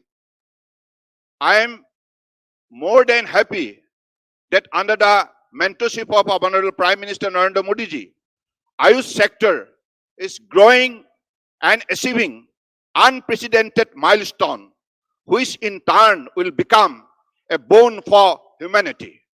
As stated by Honorable Prime Minister Narendra Modi ji, the possibilities of investment and innovation in the field of AYUSH are limitless.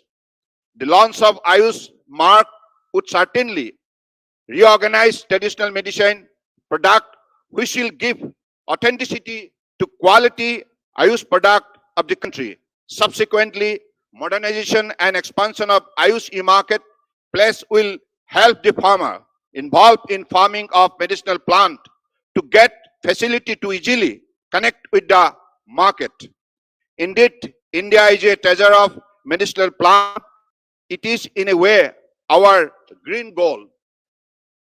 The golden era of startup, especially AYUSH FMCG sector is emerging as rising sun. Since the start of 2022, as 14 startups have joined the Unicorn Club, and it is expected that good number of unicorn will soon emerge from AYUSH startup as well. The starting of AYUSH Visa Come Heal in India for people willing to travel to India for health and wellness services offered by Indian traditional system of medicine could be a game changer. More than 50 MOUs with different countries have been formalized in the last few years. It is a matter of pride that not only the state of Gujarat, but entire nation has hosted such a great event Global AYUSH Investment and Innovation Meet 2022. In various sectors, we have witnessed that summit encourage investment, innovation, etc. However, this is the very first time in the history of independent India to observe dedicated investment and innovation summit for the Ministry of AYUSH. The investors and the entrepreneurs of the whole world have realized the comparative advantages which AYUSH is offering and its strength in the form of huge youth power, skill, labor, along with the robustness, reliability of AYUSH in healthcare and wellness services. Today, AYUSH sector has unprecedentedly grown to more than 18 billion US dollar globally. Such a summit would instrumental in developing an enabling framework to attract investment, providing strategic support from various government policies as well as the startup ecosystem, and showcasing tremendous opportunities for AYUSH to expand and capture a greater percentage of the global market. The 3-day summit features with 5 plenary sessions, 9 round tables, 6 workshops, 2 symposium with about 90 dignitaries, speakers, distinguished speakers, and over 100 exhibitors, and more than 4,500 participants, including 20 ambassadors and 18 experts from foreign countries, along with students, businessmen, stakeholders, industrialists, and investors in attendance. On the occasion of 5 international MOUs were signed with different countries such as Argentina, Philippines, Canada, Mexico, Brazil, indicative of massive expansion of AYUSH across the border.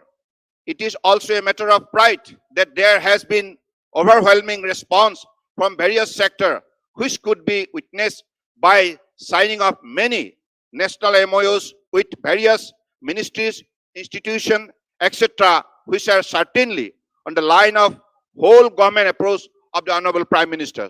I am happy to share that in this investment summit, the proposal to invest around 7,243 crores in AYUSH FMCG sector from the stalwart of FMCG companies has been submitted to the ministry with an intention to launch various AYUSH product lines, setup of AYUSH manufacturing unit, operationalization of projects such as Healthy India, Tasty India.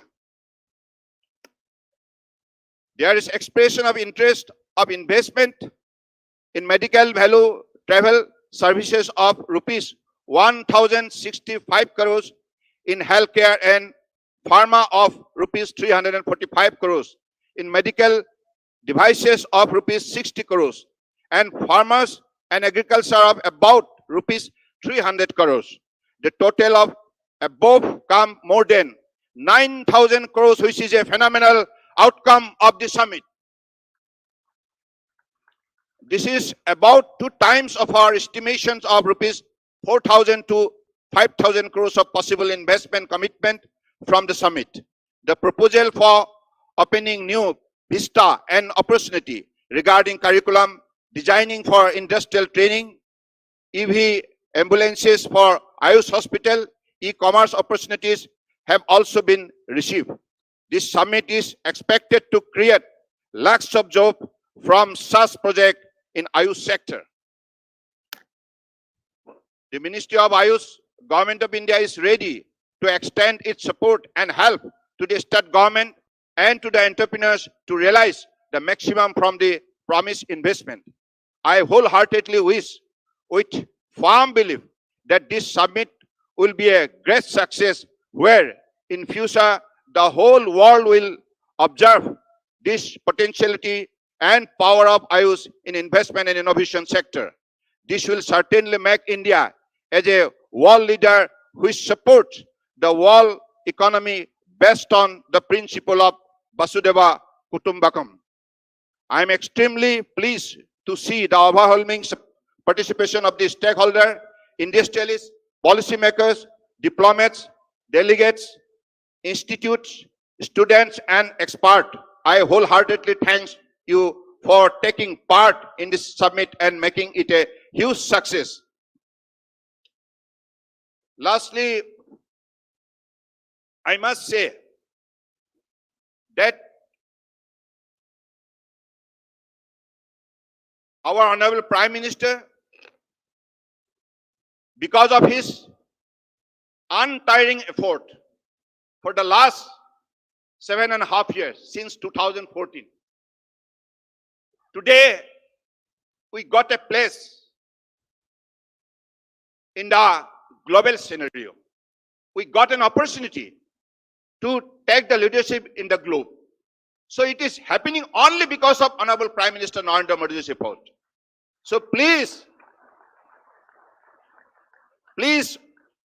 all of you keep in your mind that this is the biggest challenge for all the practitioners, healers involved in this traditional system of medicine in India.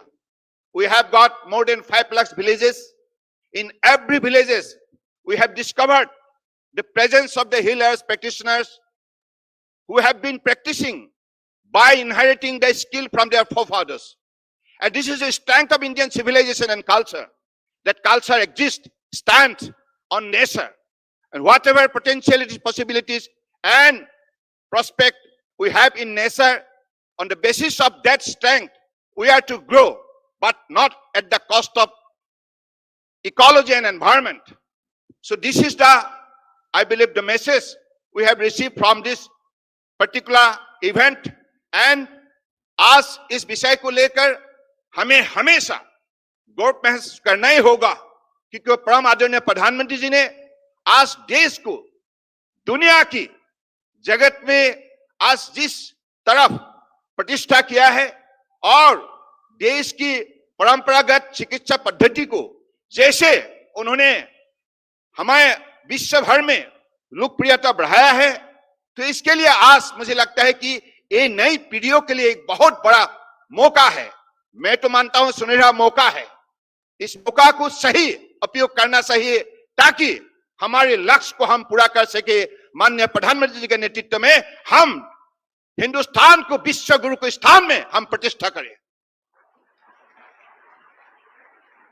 आज माननीय प्रधानमंत्री जी ने जो शक्ति, जो हिम्मत, जो साहस, जो सहयोग, जो आशीर्वाद दिया है, इसके वजह से आयुष मंत्रालय ने यह काम करने के लिए साहस की है। अगर उनकी शक्ति नहीं होती, उनकी ये आशीर्वाद नहीं होती, ये असंभव होती। आयुष मंत्रालय ने कभी भी जिंदगी में इस अपने काल में ऐसा 3 दिन का समिट करने का कोई अनुभव पहले हासिल नहीं किया था। ये पहली बार के लिए हुआ है, पहली बार के लिए हुआ है। और जामनगर में जो global centre for traditional medicine, इनके बारे में मुझे लगता है हिंदुस्तान की घर घर में चर्चा होना चाहिए। घर घर में हर व्यक्ति इस विषय को लेकर गर्व महसूस करना चाहिए। ये हिंदुस्तान का मामूली सफलता नहीं है, ये स्वतंत्रता का पिछले 75 साल के अंदर सबसे बड़ा सफलता है। हिंदुस्तान की शक्ति को विश्व भर में प्रतिष्ठा किया और ऐसा एक स्थान दिया जिससे अपनी जिंदगी को हर व्यक्ति समृद्धिशाली बनाने के लिए सबको एक मौका मिला है। मुझे लगता है कि इसी को हमें साकार करने के लिए अगले दिनों में हमें प्रतिबद्ध बनने होंगे। तो इसी शब्दों का साथ मैं अपने साथी मंत्री आयुष की डॉक्टर मुंजापरा भाई का साथ हमारे सेक्रेटरी राजेश कोटेचा जी, पाठक जी, अभी सभी अधिकारियों की तरफ से मैं फिर से आज हमारे परम आदरणीय राज्यपाल महोदय को विशेष रूप से धन्यवाद देता हूं और हमारे ऊर्जावान मंत्री अनुराग सिंह ठाकुर जी, जो अपने कर्मभूमि, अपने काबिलियत उन्होंने साबित की है। तो ऐसा एक लोकप्रिय हमारे मंत्री आपने आया और हमारे सभागृह को, हमारे सभा में उपस्थित सभी व्यक्तियों को आपने जैसे संदेश दिया, जैसे आपने हिम्मत दिया और सबकी मन को दोगुना ताकत देने का जैसे काम किया, इसलिए मैं भी आपको विशेष रूप से अपने मंत्रालय की तरफ से धन्यवाद देता हूं।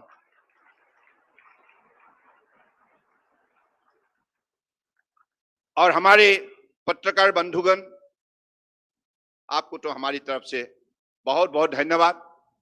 आप भी शुरुआत से ही लगे हुए हैं। मैंने देखा है गुजरात की सभी पत्रकार बंधुगणों को मैं विशेष रूप से धन्यवाद देना चाहता हूं। आपका बिना हमारा संदेश देश के नागरिक तक पहुंच नहीं सकती, तो इसलिए आप ऐसा एक माध्यम है जिससे हमें सहारा लेना ही होगा। और हमारे सबका एक दायित्व बनते हैं, हम एक साथ लोकतंत्र की जितना भी पिलर्स है सबको एक साथ मिलके हमारे देश को शक्तिशाली बनाने का काम करें। तो इस दिशा पर आप लगे हुए हैं, आपको भी बहुत बहुत धन्यवाद। I am especially thankful to the delegate and expert from foreign countries. Because of your coming, because of your participation, you made this particular summit a very, very lively one. And you made this particular summit a grand success. I'm really thankful to all of you. And now, particularly the student community, नई पीढ़ी है, आपके लिए ये मौका है। परम आदरणीय प्रधानमंत्री जी ने ऐसा एक माहौल तय किया है, इस माहौल में आप सबको अपने व्यक्तित्व में बसे हुए शक्ति को दिखाना होगा, कर्मभूमि में सही रूप से दिखाना होगा। हाँ, ये आपको साबित करना होगा, I am best of the best. तो इसलिए मेहनत करना होगा। मेहनत का बिना मंजिल दिखाई नहीं देती, मंजिल हासिल नहीं किया जाता। तो इसलिए मेहनत करना ही होगा। हमारे परम आदरणीय प्रधानमंत्री जी खुद एक उदाहरण है। सुबह शाम 20 घंटा एक दिन में मेहनत करता है, हर दिन। 2014 से मैंने देखा है, कभी भी उन्होंने छुट्टी नहीं ली। और उन्होंने ऐसे ही देश के लिए एक प्रधान सेवक के रूप में जैसे सेवा की है, निष्ठापूर्वक भक्ति भावनाओं से, इसके वजह से आज देश का शक्ति विश्व में बढ़ चुका है। और दुनिया में आज परम आदरणीय प्रधानमंत्री जी ने अपने ईमानदारी से, मेहनत से, निष्ठापूर्वक भक्ति भावनाओं से जो सेवा मानवता के लिए दी है, इसके लिए आज दुनिया का सबसे सर्वाधिक लोकप्रिय नेता बन चुका है। एक बार आप खड़ा होकर एक बार हमारा साथ दीजिए। नरेंद्र मोदी जिंदाबाद, नरेंद्र मोदी जिंदाबाद, नरेंद्र मोदी जिंदाबाद, नरेंद्र मोदी जिंदाबाद। ये जिंदाबाद इसलिए है जिन्होंने देश के लिए जिन्होंने सुबह शाम अत्यंत परिश्रम की है और उनकी द्वारा जो परिवर्तन देश में लाई है, इसके वजह से आज हिंदुस्तान ने दुनिया में अलग सा पहचान बनाने में सफलता प्राप्त की है। तो इसलिए मुझे लगता है कि हम सब उनकी दिखाए हुए रास्ते पर हमको चलना है और उनके जो सपने हैं, जो विजन है, उनको फुलफिल करने के लिए हम सब कठोर परिश्रम में हम सब जुड़ जाए। इसी कामना के साथ, अपेक्षा के साथ मैं फिर से आप सबको धन्यवाद देते हुए अपने भाषण को विराम देता हूं। भारत माता की धन्यवाद। धन्यवाद माननीय मंत्री महोदय, आपके प्रेरणादायी उद्बोधन के लिए। GAII समिट अंतर्गत पोषण के लिए आयुष आहार के उम्दा विचार को लेकर आयुष शेफ कंपटीशन का 21 तारीख को आयोजन किया गया था, जिसमें 203 प्रतिभागियों ने भाग लिया और इनमें 6 कैटेगरीज के प्रथम विजेताओं को आज सम्माननीय राज्यपाल महोदय जी के कर कमलों से सर्टिफिकेट्स दिए जाएंगे। सबसे पहले आमंत्रित करते हैं डॉक्टर चारुस्मिता शाह को, जो सीरियल कैटेगरी की प्रथम विजेता हैं। आमंत्रित करते हैं। चारुस्मिता शाह सीरियल कैटेगरी में प्रथम विजेता। मिलेट कैटेगरी में प्रथम विजेता हैं Bilva Kulkarni.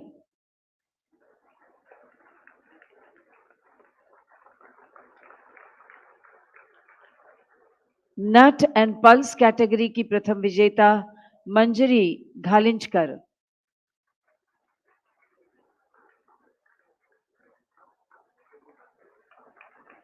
Fruits and vegetables category में प्रथम विजेता है doctor Nirav Patel.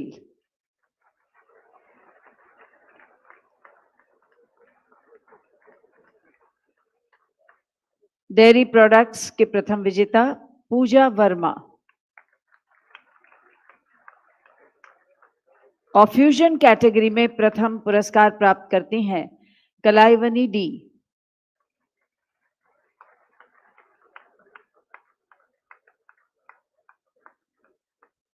Thank you, sir.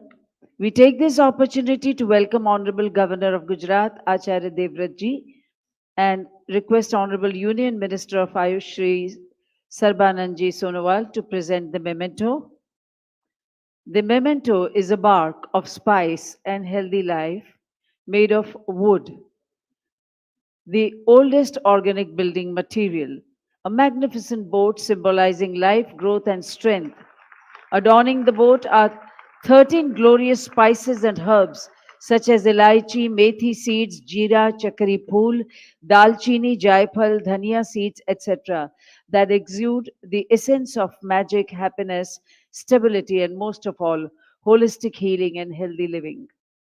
We also take this opportunity to welcome all our dignitaries on the dais and request Secretary Ayush Vaidya Rajesh Kotecha to do the honors. To present the memento is a miniature of Statue of Unity.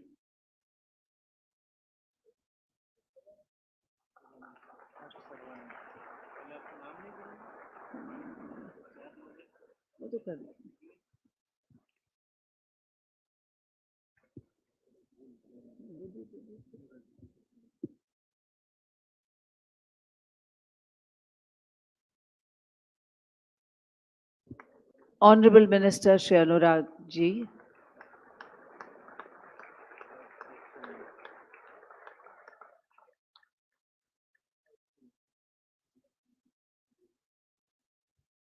To Shri Shripad Yeso Naik ji.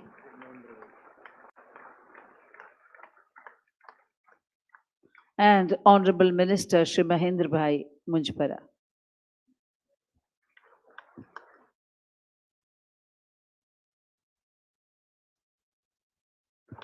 गणमान्य का बहुत बहुत धन्यवाद करते हैं। गुजरात के परम सम्माननीय राज्यपाल महोदय आचार्य देवव्रत जी हमेशा ही राज्य के फ्रेंड, फिलोसोफर एंड गाइड रहे हैं। गुजरात के कृषि क्षेत्र में उन्होंने अपने जीरो बजट प्राकृतिक खेती और गौ संवर्धन के अभियान का मूल्यवान योगदान दिया है। इसके अलावा बेटी बचाओ बेटी पढ़ाओ और स्वच्छता अभियान की मुहिम भी जारी है। आजादी के अमृत महोत्सव अंतर्गत अमृत महोत्सव पर युवा संकल्प श्रेष्ठ भारत के 5 प्रकल्प कार्यक्रम का शुभारंभ करवाया। कोरोना की रोकथाम और टीकाकरण, पर्यावरण संरक्षण, प्राकृतिक कृषि, नशा मुक्ति तथा फिट इंडिया जैसे 5 प्रकल्पों के साथ विश्वविद्यालयों के विद्यार्थी जन जागरण अभियान चलाएंगे। आमंत्रित करते हैं आपको परम सम्माननीय राज्यपाल महोदय श्री आपके आशीर्वचन के लिए।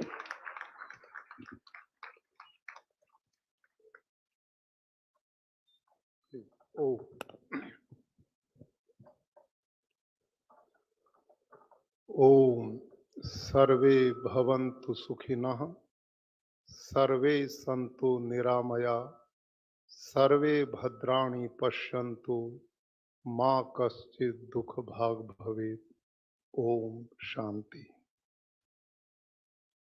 आदरणीय श्री सर्बानंद सोनोवाल जी, केंद्रीय मंत्री आयुष एवं पोर्ट्स, शिपिंग और वाटरवेज, आदरणीय श्री अनुराग सिंह ठाकुर जी, केंद्रीय मंत्री सूचना एवं प्रसारण विभाग, खेल विभाग, आदरणीय डॉक्टर महेंद्र भाई मुंजपरा जी, केंद्रीय राज्य मंत्री आयुष, माननीय श्रीपद येसो नाइक जी, केंद्रीय राज्य मंत्री प्रवासन विभाग, माननीय वैद्य श्री राजेश कोटेजा जी, सचिव आयुष मंत्रालय भारत सरकार, माननीय श्री प्रमोद कुमार पाठक जी, स्पेशल सेक्रेटरी आयुष मंत्रालय भारत, श्रीमती कविता गर्ग, संयुक्त सचिव आयुष मंत्रालय,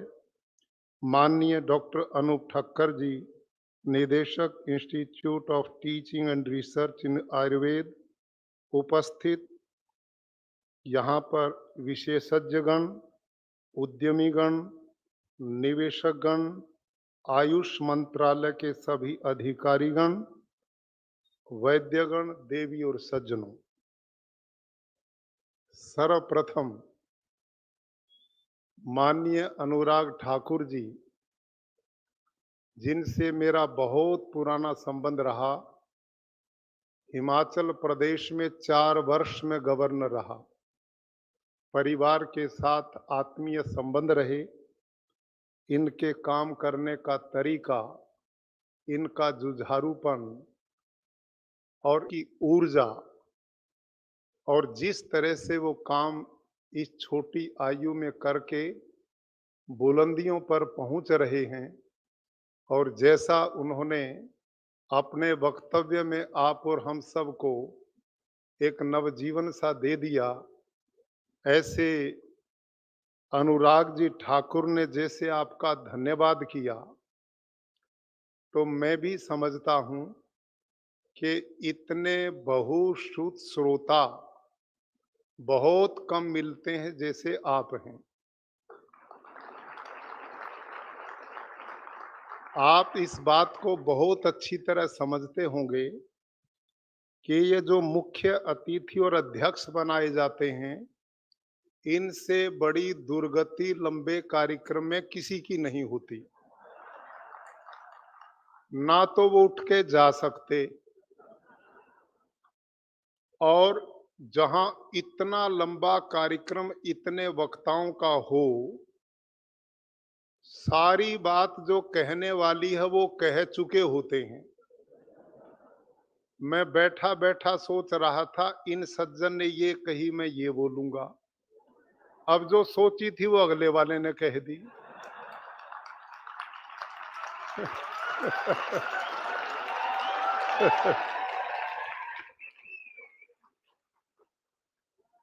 तो इस ऊहापोह में मेरा जो विषय वो कहां टिकेगा, आप अच्छी तरह समझ गए होंगे। इससे बड़ी दुर्गति कोई हो ही नहीं सकती। लेकिन आप इतने सभ्य हैं, इतने शालीन हैं, इसलिए मैं समझता हूं कि मेरी इज्जत को कोई खतरा नहीं है।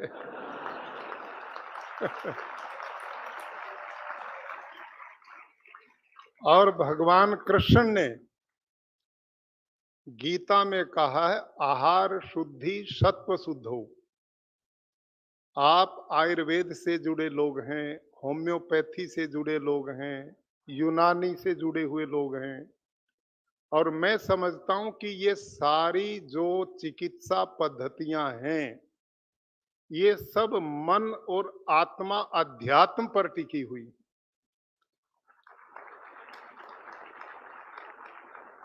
मैं सर्वप्रथम आदरणीय श्री सर्बानंद जी सोनोवाल, जो हमारे केंद्रीय मंत्री आयुष हैं, और उनकी पूरी टीम, उनको बहुत बहुत साधुवाद और बधाई देता हूं कि जिन्होंने अपने विभाग में नए नए इनोवेशन के साथ बढ़ने का संकल्प लिया, और जिस प्रकार की जानकारियां मेरे से पहले वक्ताओं ने दी कि वो कहां खड़े थे और इस विभाग को कहां पहुंचा दिया, ये इन सब के परिश्रम का कठोर तपस्या का परिणाम है और हम सब भारत के यशस्वी प्रधानमंत्री श्रीमान नरेंद्र मोदी जी, सब देश उनका आभारी है, विश्व उनका आभारी है कि वो जो सोचते हैं वो सीमित क्षेत्र का नहीं सोचते, वो बहुत व्यापक सोचते हैं। उनका चिंतन भारतीय ऋषियों जैसा चिंतन है। अयम निजः परो वेति गणना लघु चेतसाम उदार चरिता नाम तू वसुधैव कुटुंबकम। ये तेरा है, ये मेरा है, ये अपना है, ये पराया है, ये बहुत छोटे लोगों की बात होती है। जो महान लोग होते हैं, उदार जीवन के लोग होते हैं, वो प्राणी मात्र को अपने अंदर देखते हैं और विश्व का कल्याण की सोचते हैं। आप और हम सब ने देखा कोरोना काल, कितनी कठिन परिस्थितियां विश्व में रही। भारत इतना बड़ा देश, इतनी बड़ी घनी आबादी का राष्ट्र, यहाँ कोई चिकित्सीय व्यवस्था इतनी विशाल नहीं थी, हमारे पास इंफ्रास्ट्रक्चर की बड़ी कमी थी। ऐसे समय में कितनी सूझबूझ के साथ प्रधानमंत्री जी ने पूरे देश को बचाया नहीं, अपितु विदेशों को भी दवाइयां भेज करके उनको जीवन देने का काम किया। और मैं समझता हूं कि इस समय भारत में अभी 3 दिन पहले जो global centre for traditional medicine Bharat और गुजरात की धरती पर पहला और इकलौता ऐसा सेंटर स्थापित हो रहा है जिसमें आयुष से जुड़े हुए विभागों का एक मानो नया दिशा और दशा बदलने का कार्य हुआ है। आप और हम सब जानते हैं, प्रधानमंत्री जी हैं जिन्होंने आयुष अलग से मंत्रालय की स्थापना की। इससे पहले तो एक स्वास्थ्य विभाग मंत्रालय और उसमें केवल एक ही दिशा में सारी ताकत लगती थी। कोई आयुर्वेद को पूछता नहीं था, होम्योपैथी को जानता नहीं था, सिद्ध यूनानी को कोई जानता नहीं था, प्राकृतिक चिकित्सा की तो कोई कहानी ही नहीं थी। ऐसी स्थिति में जबकि हमारी जो पद्धतियां हैं ये इतनी साइंटिफिक वैज्ञानिक हैं, ये ऋषियों द्वारा स्थापित परंपरा की विधि है। और जो ऋषि थे, ये जो अंग्रेजी का शब्द है ना रिसर्च स्कॉलर, ये ऋषि का अपभ्रंश शब्द है। हमारा एक एक ऋषि जो था वो रिसर्च स्कॉलर था। अच्छा, आप सब से मैं पूछना चाहता हूं भाई, 35 वर्ष में बच्चे पढ़ाता रहा हूं, मेरी क्लास में चुपचाप नहीं बैठना, हाना में बोलना है। समझ में आई ना बात? आप सब से मैं पूछता हूं, आयुर्वेद को हमारे ऋषियों ने हजारों साल पहले स्थापित किया और आयुर्वेद में जो जड़ी बूटियां हैं, कितनी भी जड़ी बूटियां जिनका वर्णन किया गया, एक तुलसी को ही ले लो, उसकी चर्चा अभी ठाकुर साहब ने बहुत अच्छे ढंग से की। तुलसी को लो, तुलसी में क्या गुण धर्म हैं, 1000 साल पहले ऋषियों ने जो बताए, उसी तुलसी को आज लैब में ले जाओ, एक गुण ज्यादा नहीं कर सकते, एक गुण कम नहीं कर सकते, तो वो रिसर्च स्कॉलर थे कि नहीं? अब बताओ, हाना में ये बात सही है कि नहीं? केवल एक वनस्पति की नहीं, लाखों वनस्पतियां जिनके गुण धर्म आयुर्वेद के ऋषियों ने हजारों साल जो बताए हैं, ज्यों के त्यों कोई घटा नहीं सका, कोई बढ़ा नहीं सका, तो ये रिसर्च नहीं है, ये विज्ञान नहीं है। तो फिर इसके साथ सौतेला व्यवहार जो हुआ, ये पाप और अपराध है।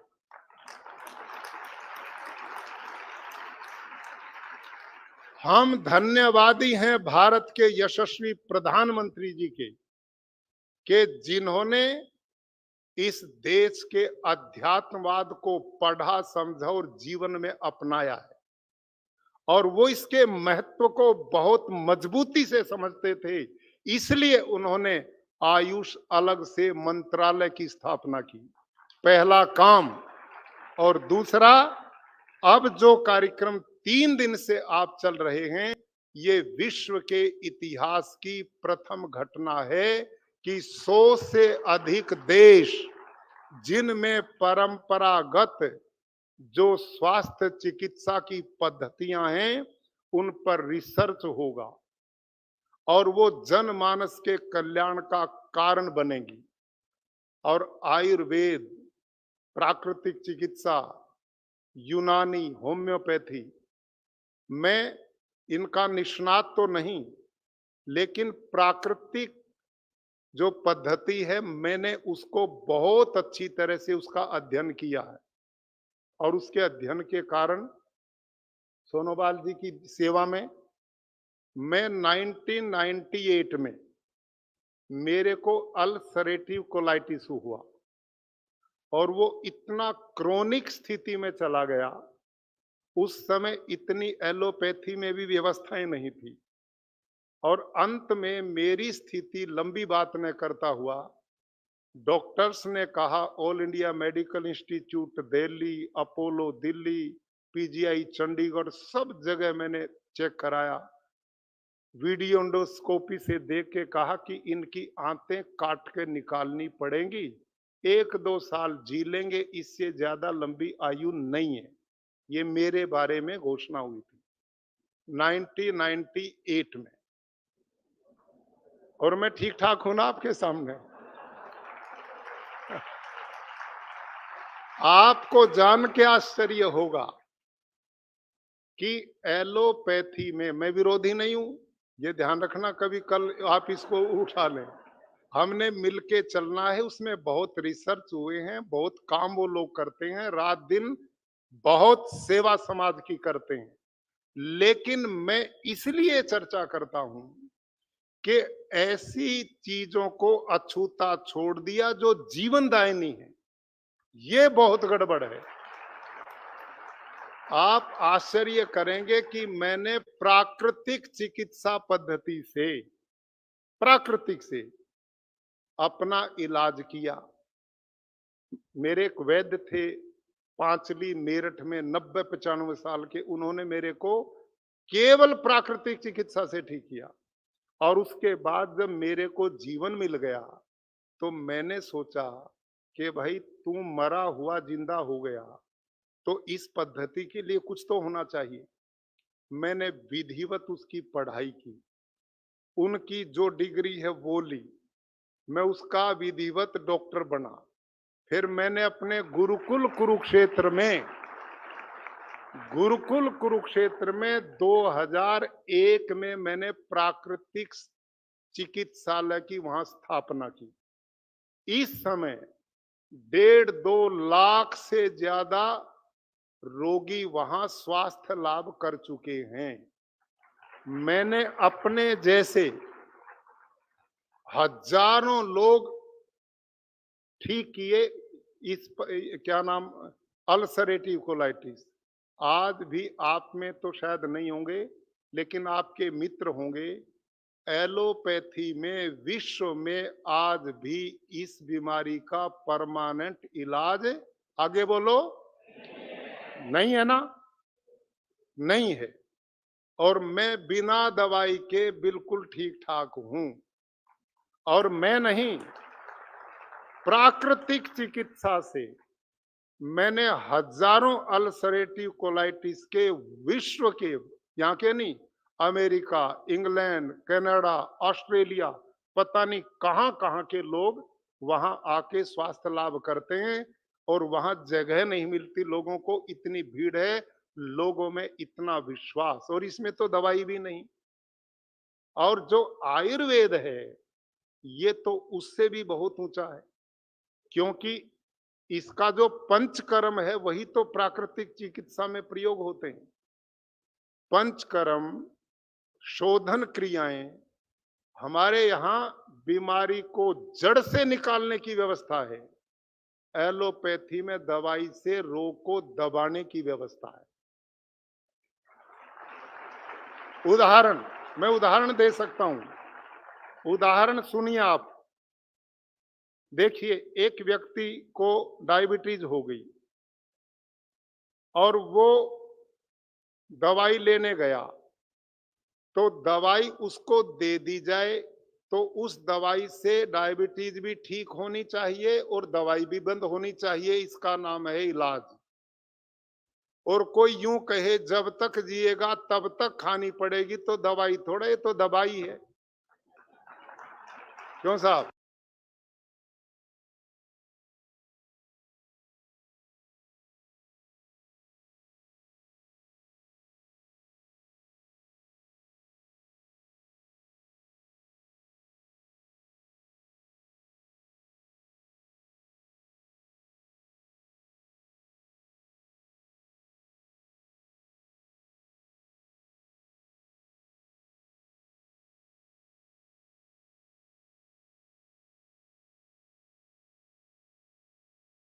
डायबिटीज भी ठीक होनी चाहिए और दवाई भी बंद होनी चाहिए। इसका नाम है इलाज।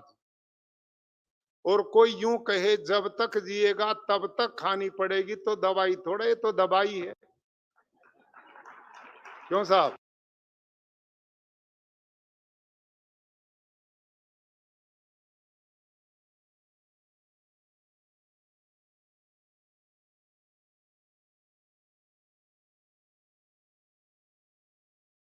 डायबिटीज भी ठीक होनी चाहिए और दवाई भी बंद होनी चाहिए। इसका नाम है इलाज।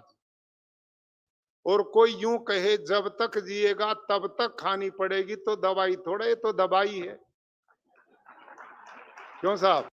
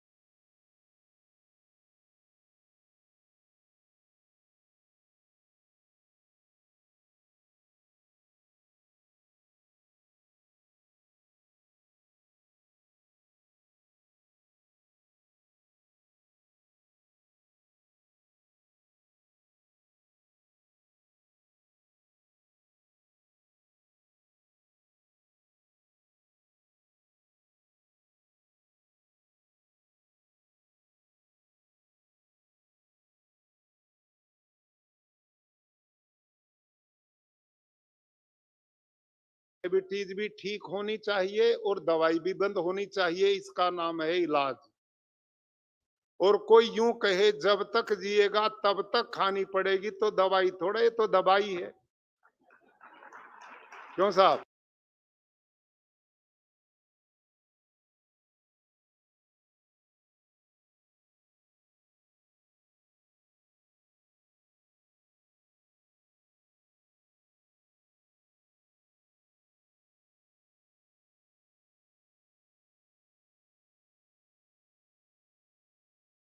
डायबिटीज भी ठीक होनी चाहिए और दवाई भी बंद होनी चाहिए। इसका नाम है इलाज।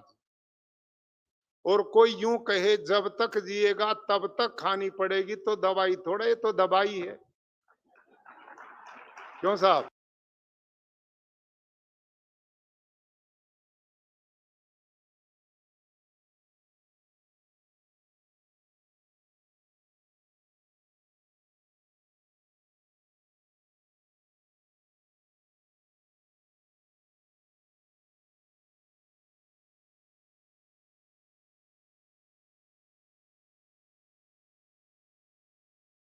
ड्रिंक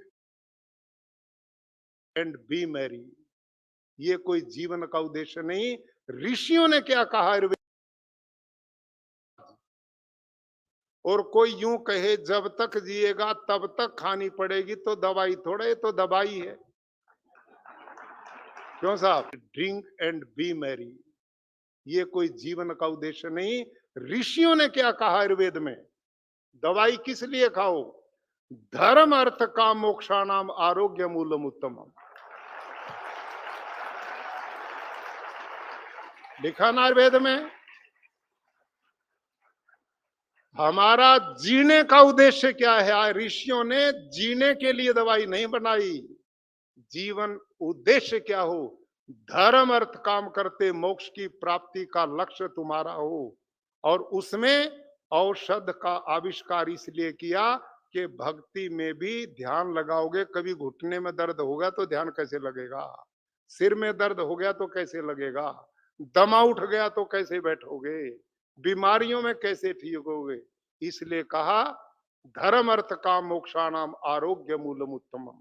हमारा आयुर्वेद अध्यात्म पर है, ये जीवन दर्शन है। इसमें सहिष्णुता है, मानवता है, दया है, करुणा है, अपनापन है। हमारी पद्धतियां विशुद्ध प्राकृतिक हैं। ये प्रकृति को संजोए करके चलती हैं। और वो पद्धति, उसका जो मेडिसिन है वो केमिकल है। आप सबसे मैं पूछता हूं, ये लकड़ी टूटेगी तो किससे मरम्मत होगी? लकड़ी से। लोहा टूटेगा तो किससे मरम्मत होगी? लोहे से। और भाई हमारा शरीर बना पंच तत्वों से, पृथ्वी वायु जल आकाश और अग्नि। इसी से तो इसका इलाज होगा। इसका इलाज करें केमिकल से। अब केमिकल से इलाज होगा तो उसके दुष्परिणाम क्या होंगे वो आप देख रहे हैं। WHO की रिपोर्ट है, इतने लोग इलाज से, बीमारी से नहीं मरते जितनी गलत दवाई खाने से मरते हैं। क्यों साहब? ये स्थितियां हैं। अब इससे निकलने का रास्ता, होम्योपैथी भले ही बाहर जन्म लिया, लेकिन जिस महान व्यक्ति ने उसको जन्म दिया है उसके पीछे मन और आत्मा छिपे हुए, उससे वो काम चलता है। आयुर्वेद है वो अध्यात्म पर टिका हुआ हमारा विज्ञान है और प्रकृति को बचाने के लिए चला है। तो इसलिए मैं एक अभियान जैसा चला रहा हूं प्रदेश में, प्राकृतिक खेती। आप सबसे भी मेरा निवेदन है कि आपके आयुर्वेद की जड़ी बूटियां भी तभी लाभकारी होंगी जब वो प्राकृतिक होंगी। उन जड़ी बूटियों में यूरिया होगा, DAP होगा, कीटनाशक होंगे, जहर होंगे, वो उनमें होंगे। और आप दवाई बनाकर लोगों को खिलाओगे तो वो बचेंगे या मरेंगे?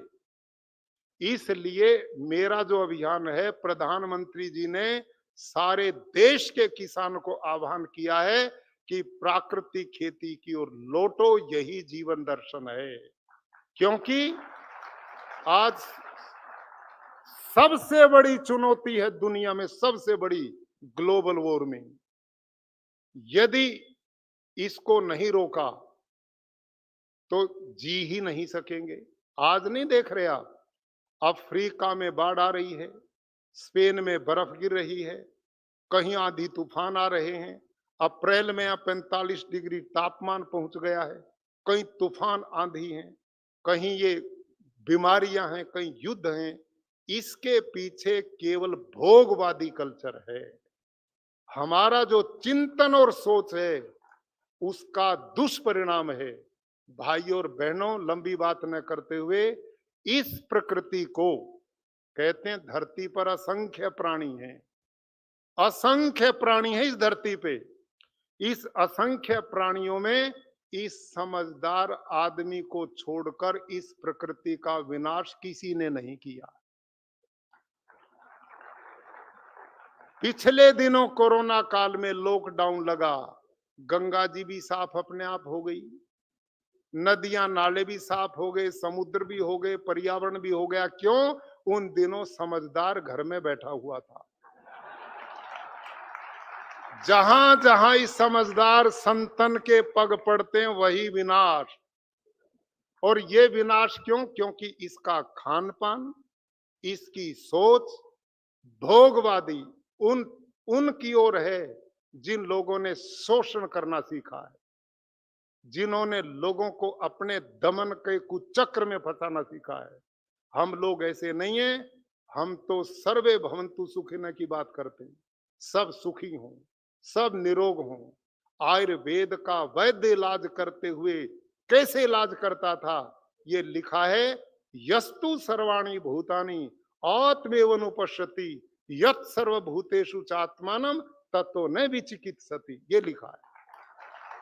कैसे धारणा कि वेद कहता है कि मैं जिस व्यक्ति का इलाज कर रहा हूं, मैं उसको अपना आत्मा में देखता हूं और अपनी आत्मा को उसकी आत्मा में देखता हूं। इस सोच के साथ में इलाज करूंगा कि ये स्वस्थ होगा तो तेरा जीवन धन्य होगा। इस सोच के साथ नहीं करता कि ऑपरेशन थिएटर पर लेटाकर पेट चीर के बाहर पूछे रुपया इतना और लगेगा। ये सोच इस देश के वैद्य की नहीं रही है।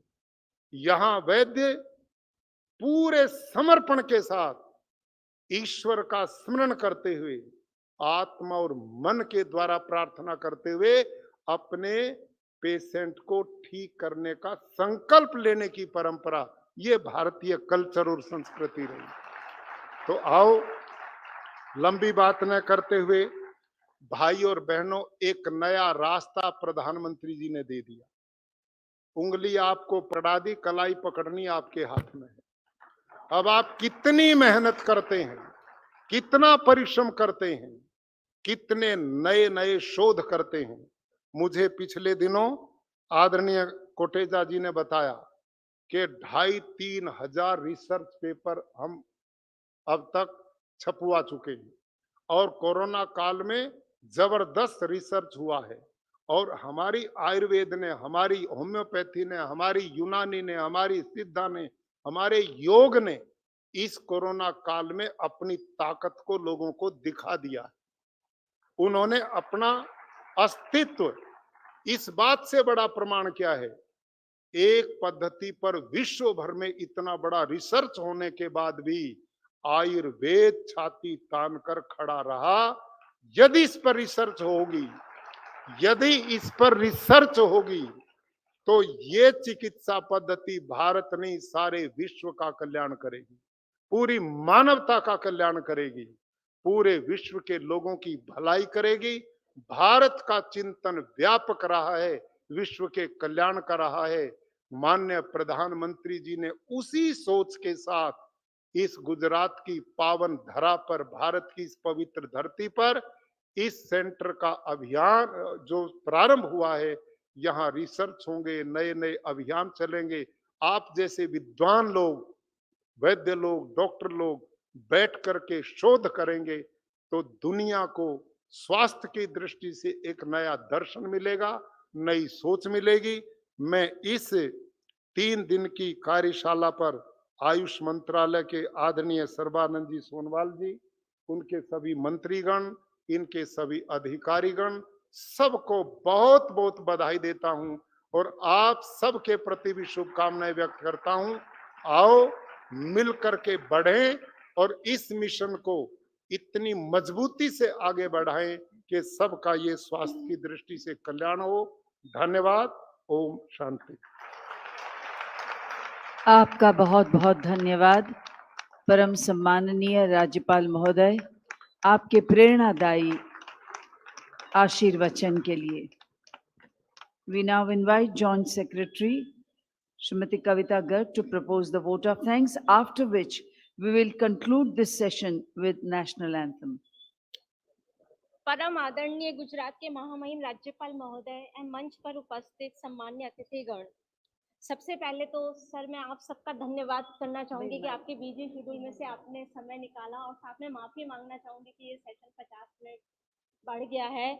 लेकिन मैं आपको विश्वास दिलाती हूँ कि आपने जो हम सब में ऊर्जा भरी है, वो 50 मिनट का एक एक क्षण भी हमारे लिए बहुत इंपॉर्टेंट है, और हम आपके दिए हुए विजन पर, आप सबके कहे हुए सहयोग पर हम आगे बढ़ेंगे और 2047 जो हमारा लक्ष्य है आजादी के अमृत महोत्सव का, वो प्राप्त करेंगे। सर, सर, इस अवसर पर मैं आयुष मंत्रालय भारत सरकार की ओर से प्रधानमंत्री हमारे भारत के श्री नरेंद्र मोदी जी, मॉरिशस के प्रधानमंत्री एवं डब्ल्यूएचओ महानिदेशक का धन्यवाद देना चाहूंगी, जिन्होंने उद्घाटन सत्र में अपनी गरिमामय उपस्थिति से हमें अनुग्रहित किया।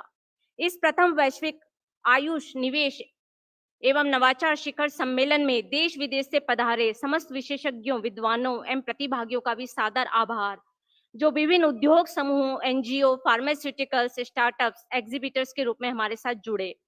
आयुष मंत्रालय भारत सरकार के विशेष सचिव श्री प्रमोद कुमार पाठक, राष्ट्रीय आयुर्वेद संस्थान मानद विश्वविद्यालय के कुलपति प्रोफेसर संजीव शर्मा, आप प्लीज खड़े हो जाइए, आपने बहुत काम किया है, सभी लोग एक बार।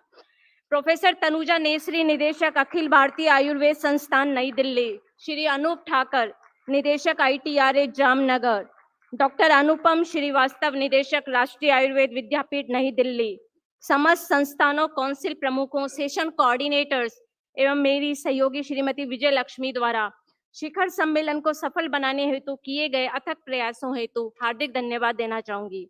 साथ ही हमारे सचिव महोदय वैद्य श्री राजेश कोटेचा का विशेष रूप से आभार एवं धन्यवाद व्यक्त करना चाहूंगी, जिनके दिशा निर्देशों एवं मार्गदर्शनों से मंत्रालय इस अति महत्वपूर्ण कार्यक्रम को सफलतापूर्वक संपन्न कर पाया। इस शिखर सम्मेलन के आयोजन में समस्त व्यवस्थाओं को व्यवस्थित करना एक चुनौतीपूर्ण कार्य था। इसको सुचारू रूप से करने का हमने भरसक प्रयास किया, लेकिन फिर भी ट्रांसपोर्टेशन, आवास, फूड की व्यवस्था में यदि किसी प्रकार की असुविधा हुई है तो हम उसके लिए माफी भी मांगना चाहेंगे। इस शिखर सम्मेलन में मीडिया, इन्वेस्ट इंडिया, ईएन बाय, सीआईआई, एसपीजी सुरक्षा कर्मी, महात्मा मंदिर व्यवस्था संभालने वाले सभी लोग और प्रत्यक्ष अप्रत्यक्ष रूप से जुड़े हुए समस्त वॉलंटियर, कार्यकर्ता एवं छात्र एवं छात्राओं, आपको भी बहुत बहुत धन्यवाद। इस कड़ी में सबसे मुख्य सहयोगी गुजरात सरकार के मुख्य सचिव Shri Pankaj Kumar, Shri Manoj Agarwal, additional chief secretary, Mayur sir, miss Avantika, Shri Bhagat, साथ ही पी स्वरूप एवं उनकी टीम से मिले विशेष योगदान का यहाँ उल्लेख करने हेतु सर मेरे पास शब्द कम पड़ रहे हैं। बधाए समूह भावना थी, इटली के टीम स्पिरिट थी, काम कर रही हूँ अने ना सम्मेलन ना सफल बनाव्યું, सोनो हार्दिक आभार।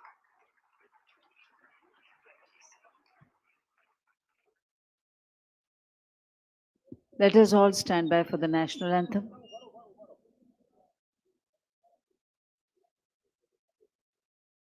जन गण मन अधिनायक जय हे भारत भाग्य विधाता।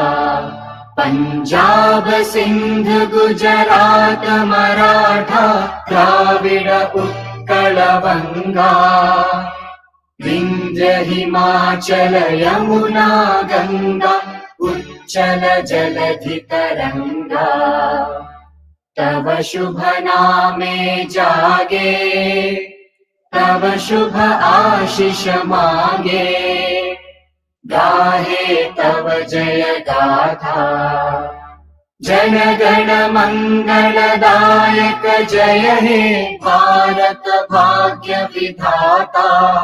जय हे जय हे जय हे, जय जय जय जय हे।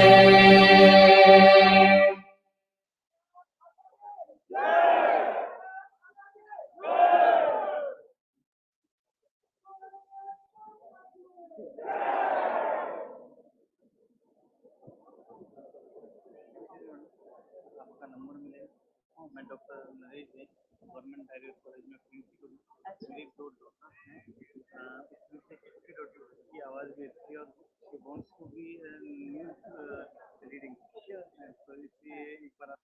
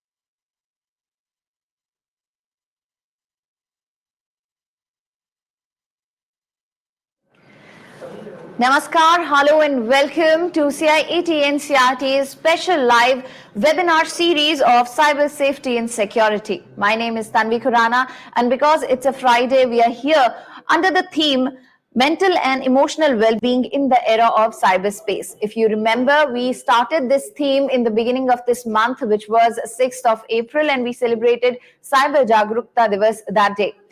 We continued that same theme on 8th of April, which was a Friday, and then again on next Friday, which was on 15th of April. And today is the last day of the continuation of this theme. And at the end of this session, we'll be giving you the quiz. And that link and that process I'll be explaining towards the end of this program. But before, we have an entire program for all of you. And in this program, we are going to discuss the topic mental health and cyber tools. And if you're watching us on PM eVidya channel number 6 to channel number 12, and you have any questions regarding in, then please call us on our number 8800440559. If you have any questions regarding this series of ours, which is cyber safety and security, you can freely contact us through our email ID, which is cybersafety@ciet.nic.in. All your questions will be taken up, all your doubts will be resolved. We have an expert with us, and she is Dr. Smita N. Deshpande. Hello and welcome, ma'am. Namaskar. Namaskar. Ma'am is a professor of psychiatry from St. John's National Academy of Health Sciences, Bangalore. Not just that, she became the first Indian researcher to initiate research in schizophrenia genetics in India in 1992. Since then, she has conducted more than 36 research projects in schizophrenia genetics, clinical trials, psychosocial aspects, disability, and rehabilitation in schizophrenia. Not just this, she is also one of the leading researchers in autism in India, and she is also involved in field testing new tools for dyslexia assessment. Congratulations on this achievement, ma'am. We're very proud of you. And we're going to discuss this topic with her, like I said, and there's one more medium through which you can connect with us. You can send your questions, which is our YouTube channel, NCERT Official. In the live chat box, you can write down your questions related to this topic and reach out to us. So let's begin this conversation, and I would like to ask ma'am, mental health and cyber tools. How are these two related, and what are we going to understand in this program regarding the topic? So we are entering into the age of cyberspace, and a large number of us are online all the time. And this is especially so after the pandemic began.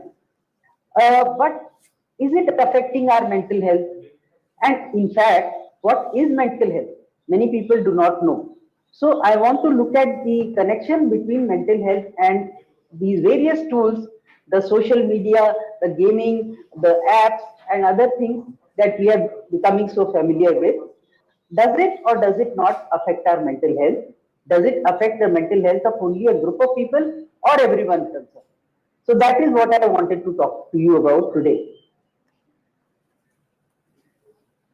First of all, I'd like to begin by thanking the CIT training team who has been most helpful to me, and also to Dr. Angel Ratnabai, who thought of this topic and invited me to speak. So as one thinker said, these days we have smartphones, smart cars, smart boards, smart everything. But if the technology is getting smarter, does that mean humans are getting smarter or dumber? Even worse, are people getting addicted to this smart technology, thereby harming their mental health and well-being, and thereby harming their thinking processes? In fact, let's go back a bit and find out how many young Indian people, Indian adolescents, are using their smartphones excessively. In other words, they are becoming more and more dependent on their phones. Well, at least one group of authors who estimated the magnitude of smartphone addiction in Indian adolescents way back in 2014 say that 39 to 44%, that means almost half of the Indian youth who can access their phones are addicted to them. That is a huge, huge number. And this was well before the pandemic. So you can imagine what things must be like after the pandemic when we were not able to get out of the house, we could not move, we could not meet other people. So today I will talk about three main things. One is what is good mental health. The second thing is how is cyber addiction affecting our mental health and how to address this addiction, what to do about it, and how to harness the internet for good rather than harm. The harm is the addiction. So we should all know, just as our Indian Shastras had said, that the body, mind and spirit are intimately correlated. The body is not separate from the mind and the spirit is in the background lifting us all up. But all three of these aspects should achieve a balance for a proper, normal, mentally healthy life. So then some people will ask, why is it necessary to have mental health? What is mental health? So let's look at why it is necessary to be mentally healthy. Because my previous speakers in this series told you a number of things which happen if you access internet excessively, and that spoils your mental health. But is mental health necessary at all? Well, mental health is not only essential for the well-being and functioning of individuals, that is you and me, but also of families, of communities and the entire nation. Because mental health contributes positively to social functioning. And if society functions properly, then there is overall productivity and prosperity of the entire nation. Our own individual quality of life improves because we are in a better place, a safer place and a more friendly place. But at the same time, on the reverse direction, by the actions or reactions of our society, our own mental health can be increased or diminished. A very important portion of mental health, good mental health, is the capacity for mutually satisfying and enduring relationships. And by these, I mean not only virtual relationships, but real relationships. In fact, real relationships, physical relationships are far more important than virtual relationships. Because of the cohesion that these social relationships, enduring social relationships bring up, the social cohesion increases, and that is critical for a community's economic prosperity. And I'm talking about only economic prosperity, but it is important for the nation health as a whole. So what is mental health? Health is, as we all know, everybody knows the definition of health. Health is a state of complete physical, mental and social well-being, and not merely the absence of a disease or infirmity. So you'll see here that mental takes a very prominent role here in this definition. At the same time, WHO says that mental health is a state of well-being. It is not just the absence of disease. It is a state of well-being in which the individual, that is me, you, he, she, everybody, they realize their own ability, what I can do, what I am capable of. We can cope with the normal stresses of life. We can work productively and fruitfully. We can give something back to society as society gives to us. And we are able to make a contribution to his or her community. And that is a very important thing because community nurtures us. So we have to nurture the community back. Let's talk here about Rajat. We'll just take a pause and consider Rajat. Rajat is always putting himself down. He is always pulling himself down. He says, I'm nothing, I can't do anything, I'm really not able to do this or that. He remains isolated. He doesn't have many friends. He sits alone in class. Why? Because he feels he is no good at anything. Would you say that Rajat is mentally healthy? He doesn't have a disease, but he is distressed. Why is he distressed? He is uncomfortable. He is lonely. Why? Does Rajat have low self-esteem?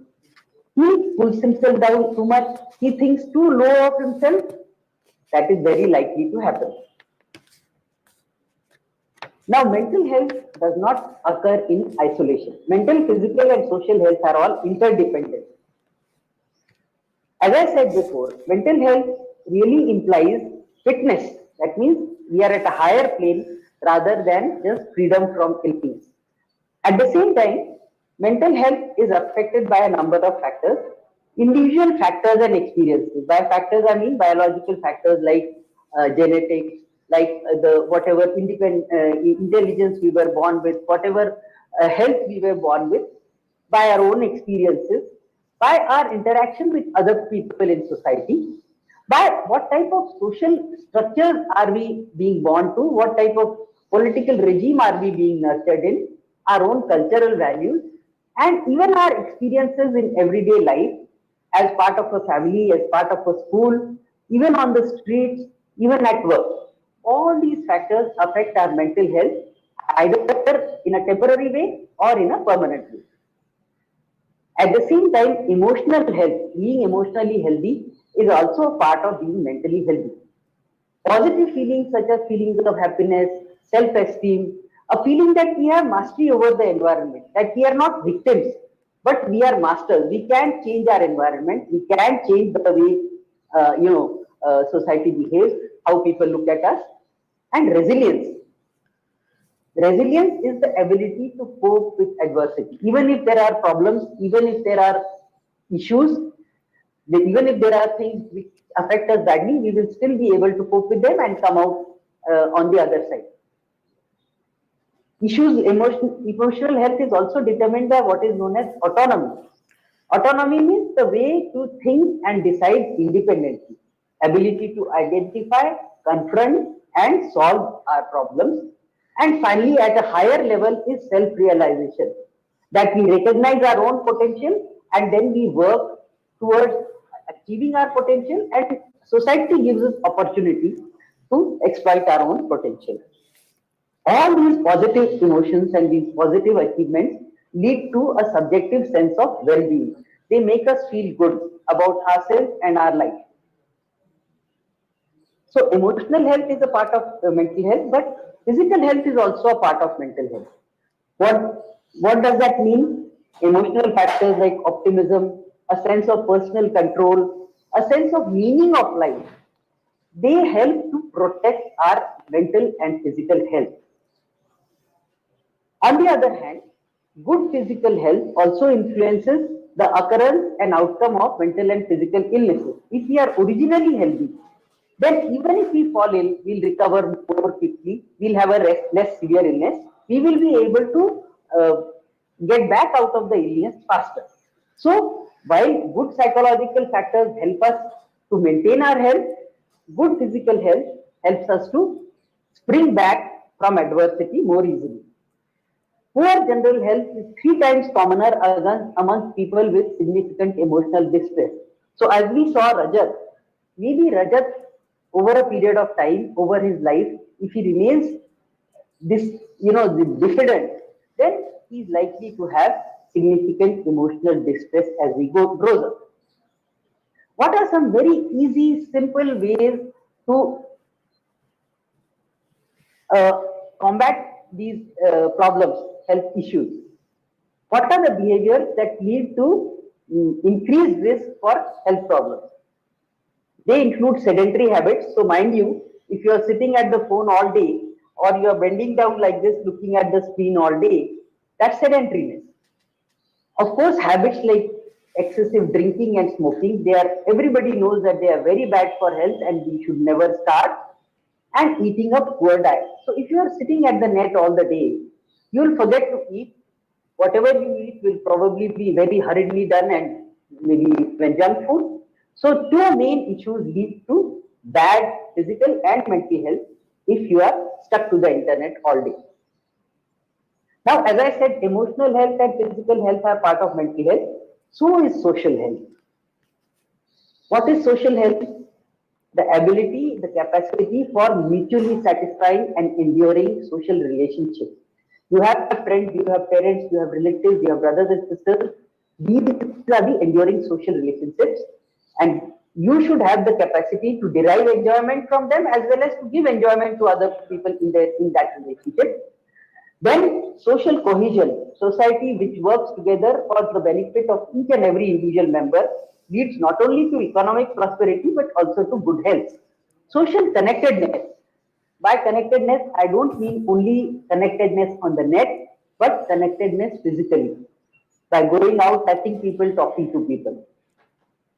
This is intimately related to general health because as during our evolution, we were always together, we developed together, and we learned to help each other so that we can help ourselves.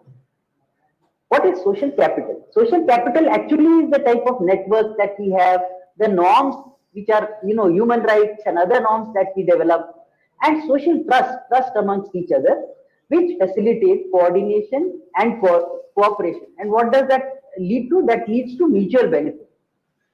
So socially isolated people have poorer health and socially cohesive societies are healthier with lower mortality. But tell me, if 1 out of 2 young people in our country hardly have any time for real relationships or hardly have any time for really getting out of their room, getting out of the internet, getting out of the virtual world to look at the physical world, will we be a happy nation? Will we be a healthy nation? Will we be a healthy society? That is why I talked about mental health before I talked about the rest of the issues. So some just take home point is these are some of the major characteristics of mental health. A sense of coherence, that everything is together, everything hangs together, everything has a reason. Optimism, that things will remain good, even if they are bad now, they will remain good, they will come back to good, and they will remain good.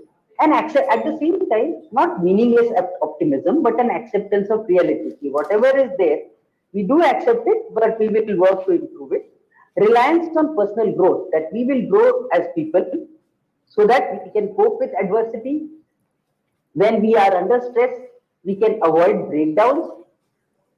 We can learn different types of mechanisms to react to stressors. So that just like this balloon, the stress also just bursts and goes away. So this was the part about mental health. What is mental health?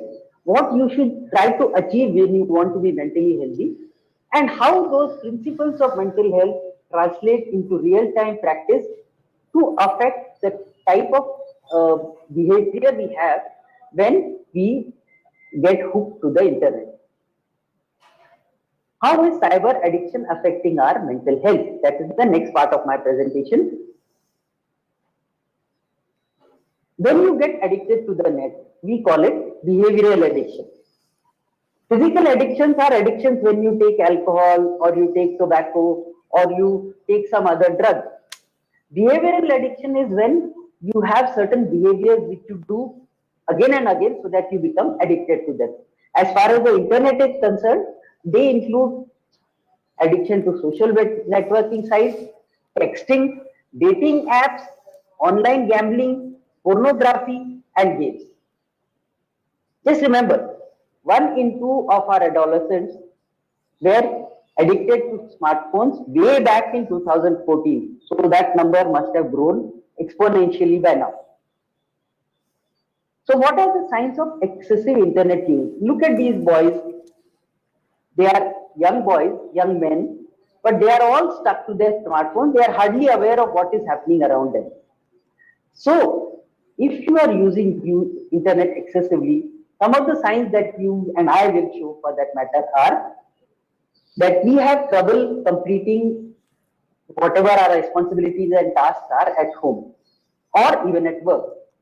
We are always thinking of the next time when we can get onto our smartphone or on our computer and get onto the net. So we get isolated from our family and friends because we are in a virtual world all the time. Then when our families start asking us, poking us, why are you on the phone all the time? We start concealing our smartphone use. And we have to be on the phone because we have a fear of missing out. If we don't get our phone, or if we have forgotten our phone somewhere, or if our phone has discharged, then we get so worried, so anxious, or even panicky. And then suppose somebody takes away our phone. You are too much on the phone. Now this is This is the place where you cannot be on the phone. There is a social function, you have to be without the phone.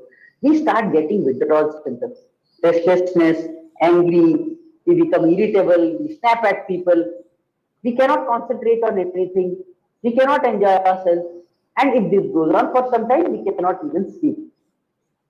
And we actively crave to get our smartphone or any other device to be able to go onto the net again.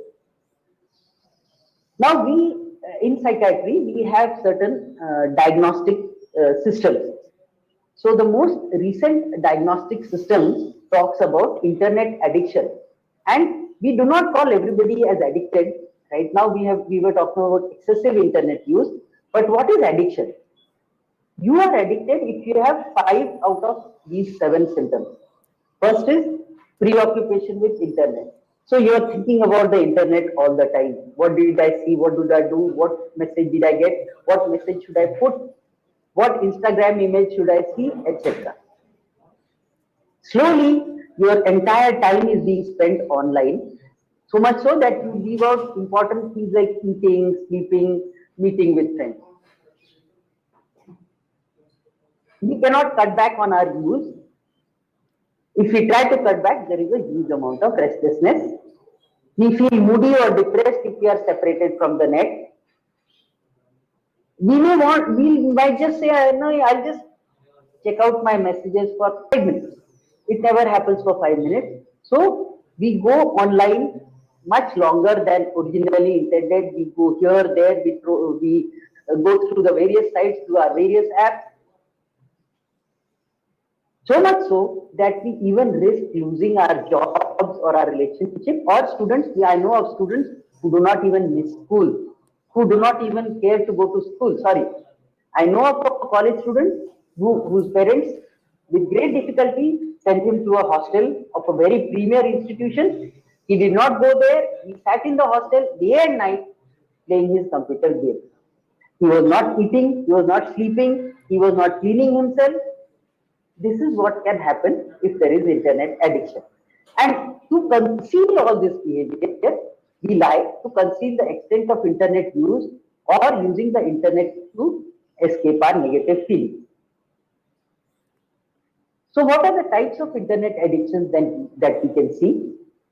You know, on the right, this input graphic shows that India is the second largest smartphone user after China. This is also an old one. So now I think India is the largest smartphone user in the world.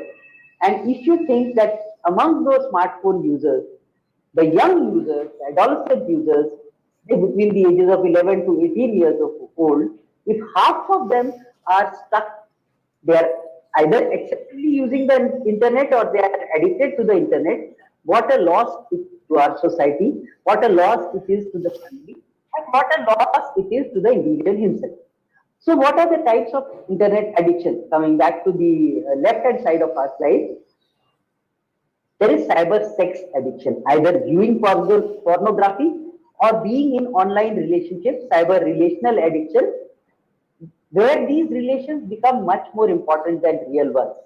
And kids often get into these kind of relationships, sharing, objectionable photographs or sharing their individual information, which they regret later. Then there is addiction to online gaming, which is gambling or stock trading, and people have lost fortunes in this. Compulsive debt-induced shopping, information overload. You just keep going on to Google for everything, going on to other search engines for everything, and stuffing all that, not very relevant information into your brain. Net compulsivity, you feel a compulsion, you feel a pressure to go back onto the net every time you're off it. And non-internet addiction, which is the gaming addiction, which I was talking about just now. Let's talk about Sanjay. Now, Sanjay realized that he had all these issues. He had a type of internet addiction. And one of the recognized ways of combating addiction is that you go off that, phone, or you switch off all the notifications. So Sanjay says, I have switched off all notifications on my phone. While it does help when I'm concentrating on something like, reading a book or maybe doing a job, My urge to check it every few minutes still doesn't go away. How can I tackle this problem? So as long as he is, distracted, he is doing something else, he doesn't think of his phone. But the minute he is a little free, he wants to check it every now and then. How can he tackle this problem? By developing his coping skills. And what are coping skills? There are two major types of coping skills. One is the thinking part and one is the doing part. So the thinking part is cognitive coping skills. When you think of a problem, you devise a solution and you plan the solution and you actually go through the solution. So in short, cognitive coping skills are things which you can tell yourself when you have a craving. And behavioral coping skills are actions you can take or things you can actually do to combat your craving. So there are four main D's which you can undertake at any point when you get a craving. One is delay. That, Sanjay says, oh, I have to, go back. I want to check my phone. By delay, he can say, no, I won't check it just now. I'll check it after 1 minute. In that 1 minute, the craving is likely to go up. The next thing is he can distract himself. He can talk to his mother. He can walk away. He can move and do something else, do a little cleaning, or just stand in position and march a little. That is distraction. He can take deep breaths. In our India, we will say he can do pranayama, or he can drink water. Please remember, craving does not stay forever. Cravings come and go. They stay for a short time and then they go away. So if you can remember these 4 Ds and use any of them, then you will be able to fight your craving very well. Now people will say, okay, so we look at the internet, we spend a little extra time on it. So what? Well, we get a lot of rewards. What are the rewards? Well, we get likes, we get emojis, people smile at what we say, we get congratulations, we say well done, thumbs up, and so on. We feel that we are engaging with a very large audience. When we put out a Twitter message, or we put out a photograph on Instagram, or a message on Instagram, or on the Facebook, literally the whole world can see it. So we feel very important. And when the world starts going back with, positives and likes and so on, we feel that the way we think, somebody has validated those interests. Somebody has given us shabashi about those interests. We use the internet as a security blanket. Whenever we feel upset, we feel angry, we feel anxious, we go to the internet. Just like small children will go to their doll or go to their mother. Going onto the internet, getting a like or getting a message gives an immediate dopamine high. And before me, people have spoken about this, so I won't go into details. But certain chemicals are immediately released into the brain, and that gives you a very positive feeling.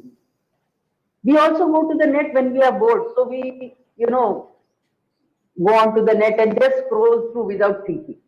And then we use the internet as a means of distraction. If we are in a difficult situation, we just go to distract ourselves into the net. So these are the rewards that we get. If we recognize that these are rewards, then we can use something else to reduce these rewards. Now, these rewards do have negative consequences. What are the negative consequences? One is tolerance. So if one emoji was give you a lot of happiness yesterday, today you will need 2 emojis. In the same way, you will need to be on the net for a longer time to get the same positive high. You will get withdrawal symptoms.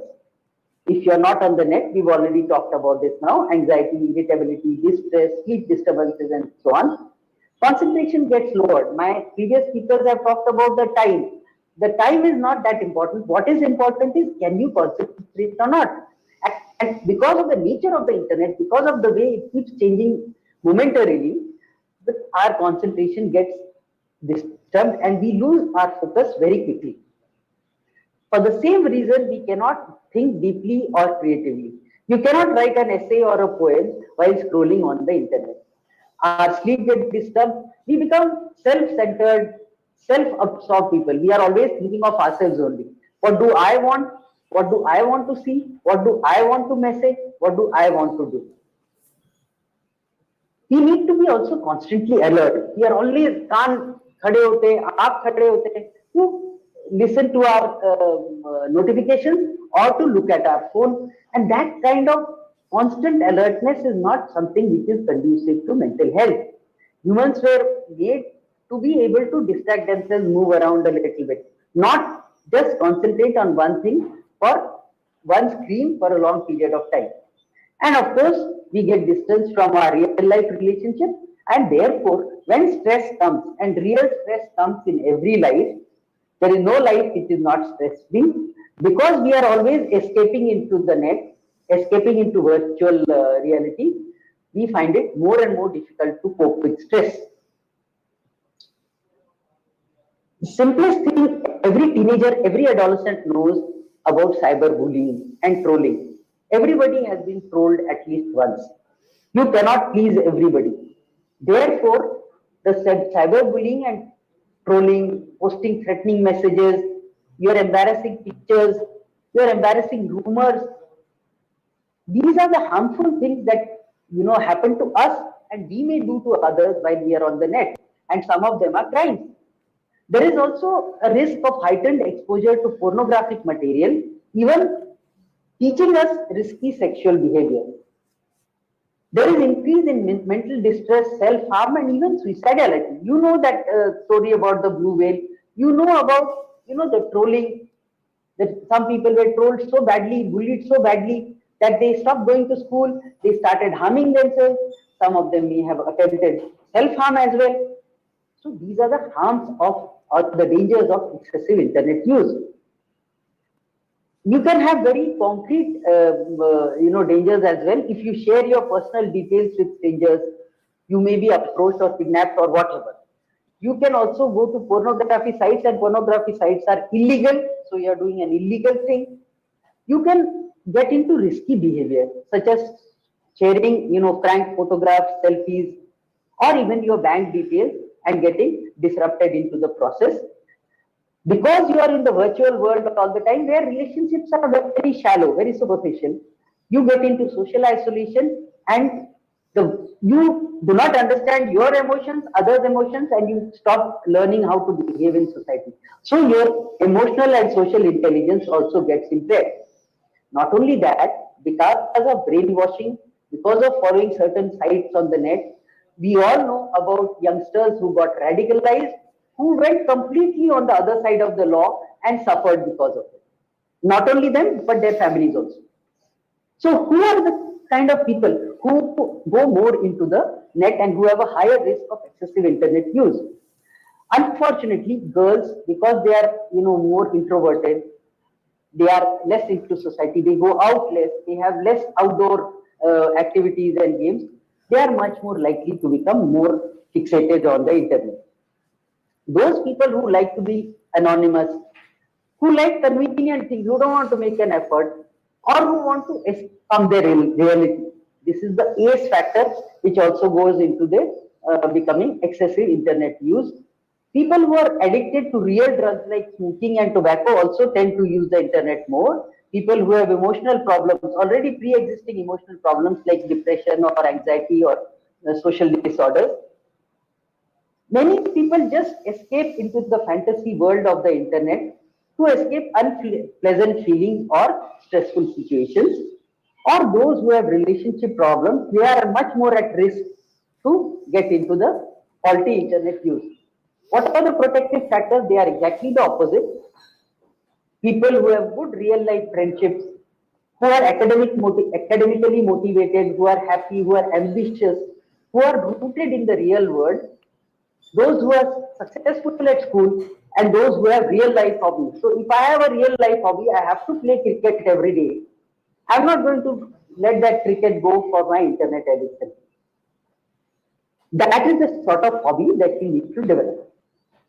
So let's now go to the good and bad of internet. Right now we have talked about the bad of internet. Let us now look at how we can get out of our addiction and how we can use the internet for our growth. for our mental health rather than our mental ill health. So what is the remedy? So as I was talking about Sanjay, just like Sanjay, you need to reduce the number of apps to only the essential ones. Don't clutter up your phone, don't clutter up your laptop, don't clutter up your iPad with innumerable apps, all of which you have to keep checking. Turn off all notifications. Don't sleep with the phone next to your bed. Phone is not your companion. Try to recognize triggers that make one reach for the phone. Boredom, feeling of anxiety, or feeling uncertain, feeling stressed, and tackle these feelings rather than going through the net. Set goals when one can use the smartphone. When is the time when you have free time and you can utilize that usefully to look at your phone. More important, you can turn off your phones at certain times of the day, when you are having meals with the family, when you are praying, when you are, undertaking your hobby. On the right, you will find certain stress-busting behavior, grounding, being on the ground, not in the clouds, unhooking from the net, acting on your values. So you have to develop certain values for yourself, making room for others, letting others speak, letting others have their turn, engaging with others, talking to others, and being kind. Being kind, if you do a kindness to somebody else, it will give you as good a dopamine high as getting a notification. Please remember that. Let's look at Kanchana. Kanchana says that I work in a job where I receive and reply multiple emails every hour. So she is in that IT industry. The problem is, whenever I unlock my phone and reply to the email, subconsciously afterwards I open another app like WhatsApp or Facebook or Reddit. How can I tackle this problem? Any idea? Can you think of some other way of tackling this problem? She can act, first of all, learning the trigger. She knows that when she answers her email, she has to go to other apps. So she has to undertake certain behavioral coping skills and make a list of things you can do or actions you can undertake. But they should be very sustainable. So you should be able to do them over a period of time, and they should be very specific. They should be specific to the situation. So you are looking at your email, and the next thing you do is go and look at the WhatsApp.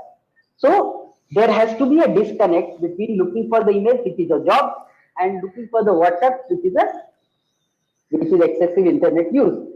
So use some hand substitutes. Maybe what Kanchana can do is she can have a pen always in her hand, or maybe she can have a worry ball, which she can press.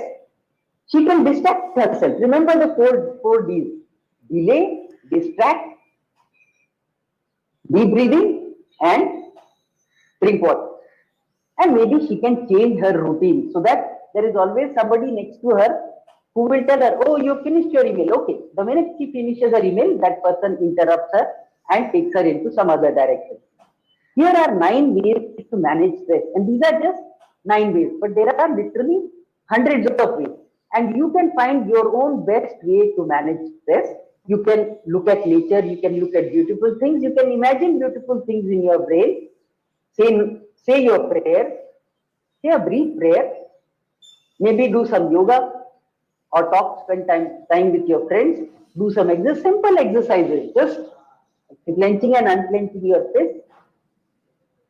Making a proper timetable for everything. Maybe practicing some art, doodling, drawing, and so on. Reading books, and always think positively that I can do this. That is cognitive coping skill.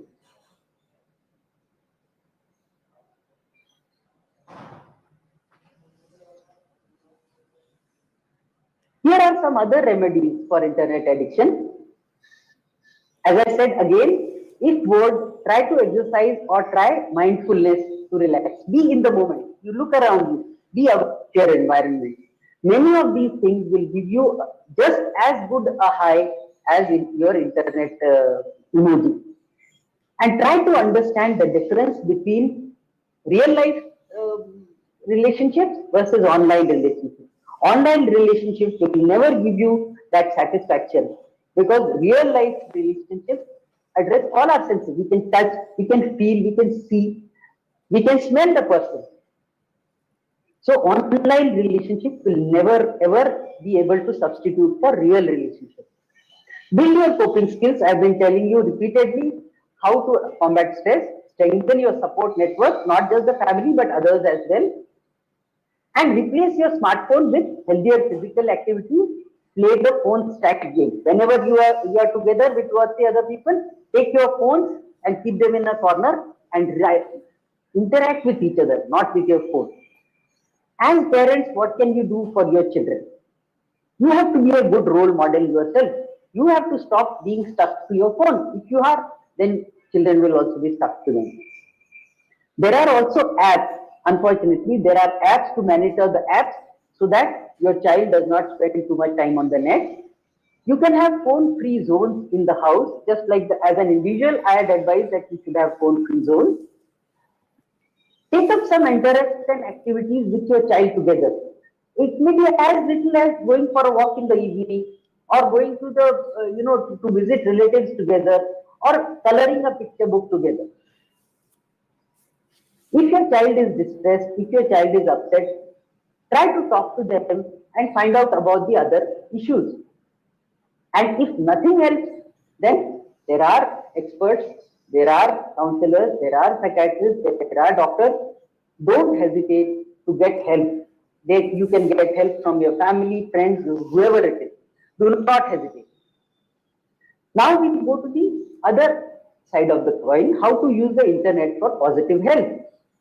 Well, internet has a number of useful things.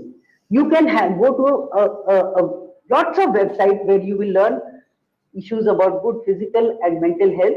There are self-help groups online. There are videos online. There are many governments, including our own government, has excellent websites with excellent material which will help you to improve your health. You can, in fact, try to seek help for health promotion, that is improving your health by doing some preventive activities, as well as you can go to, if you have a disease, you can go to self-help groups and try to get their advice and their experiences which can help you.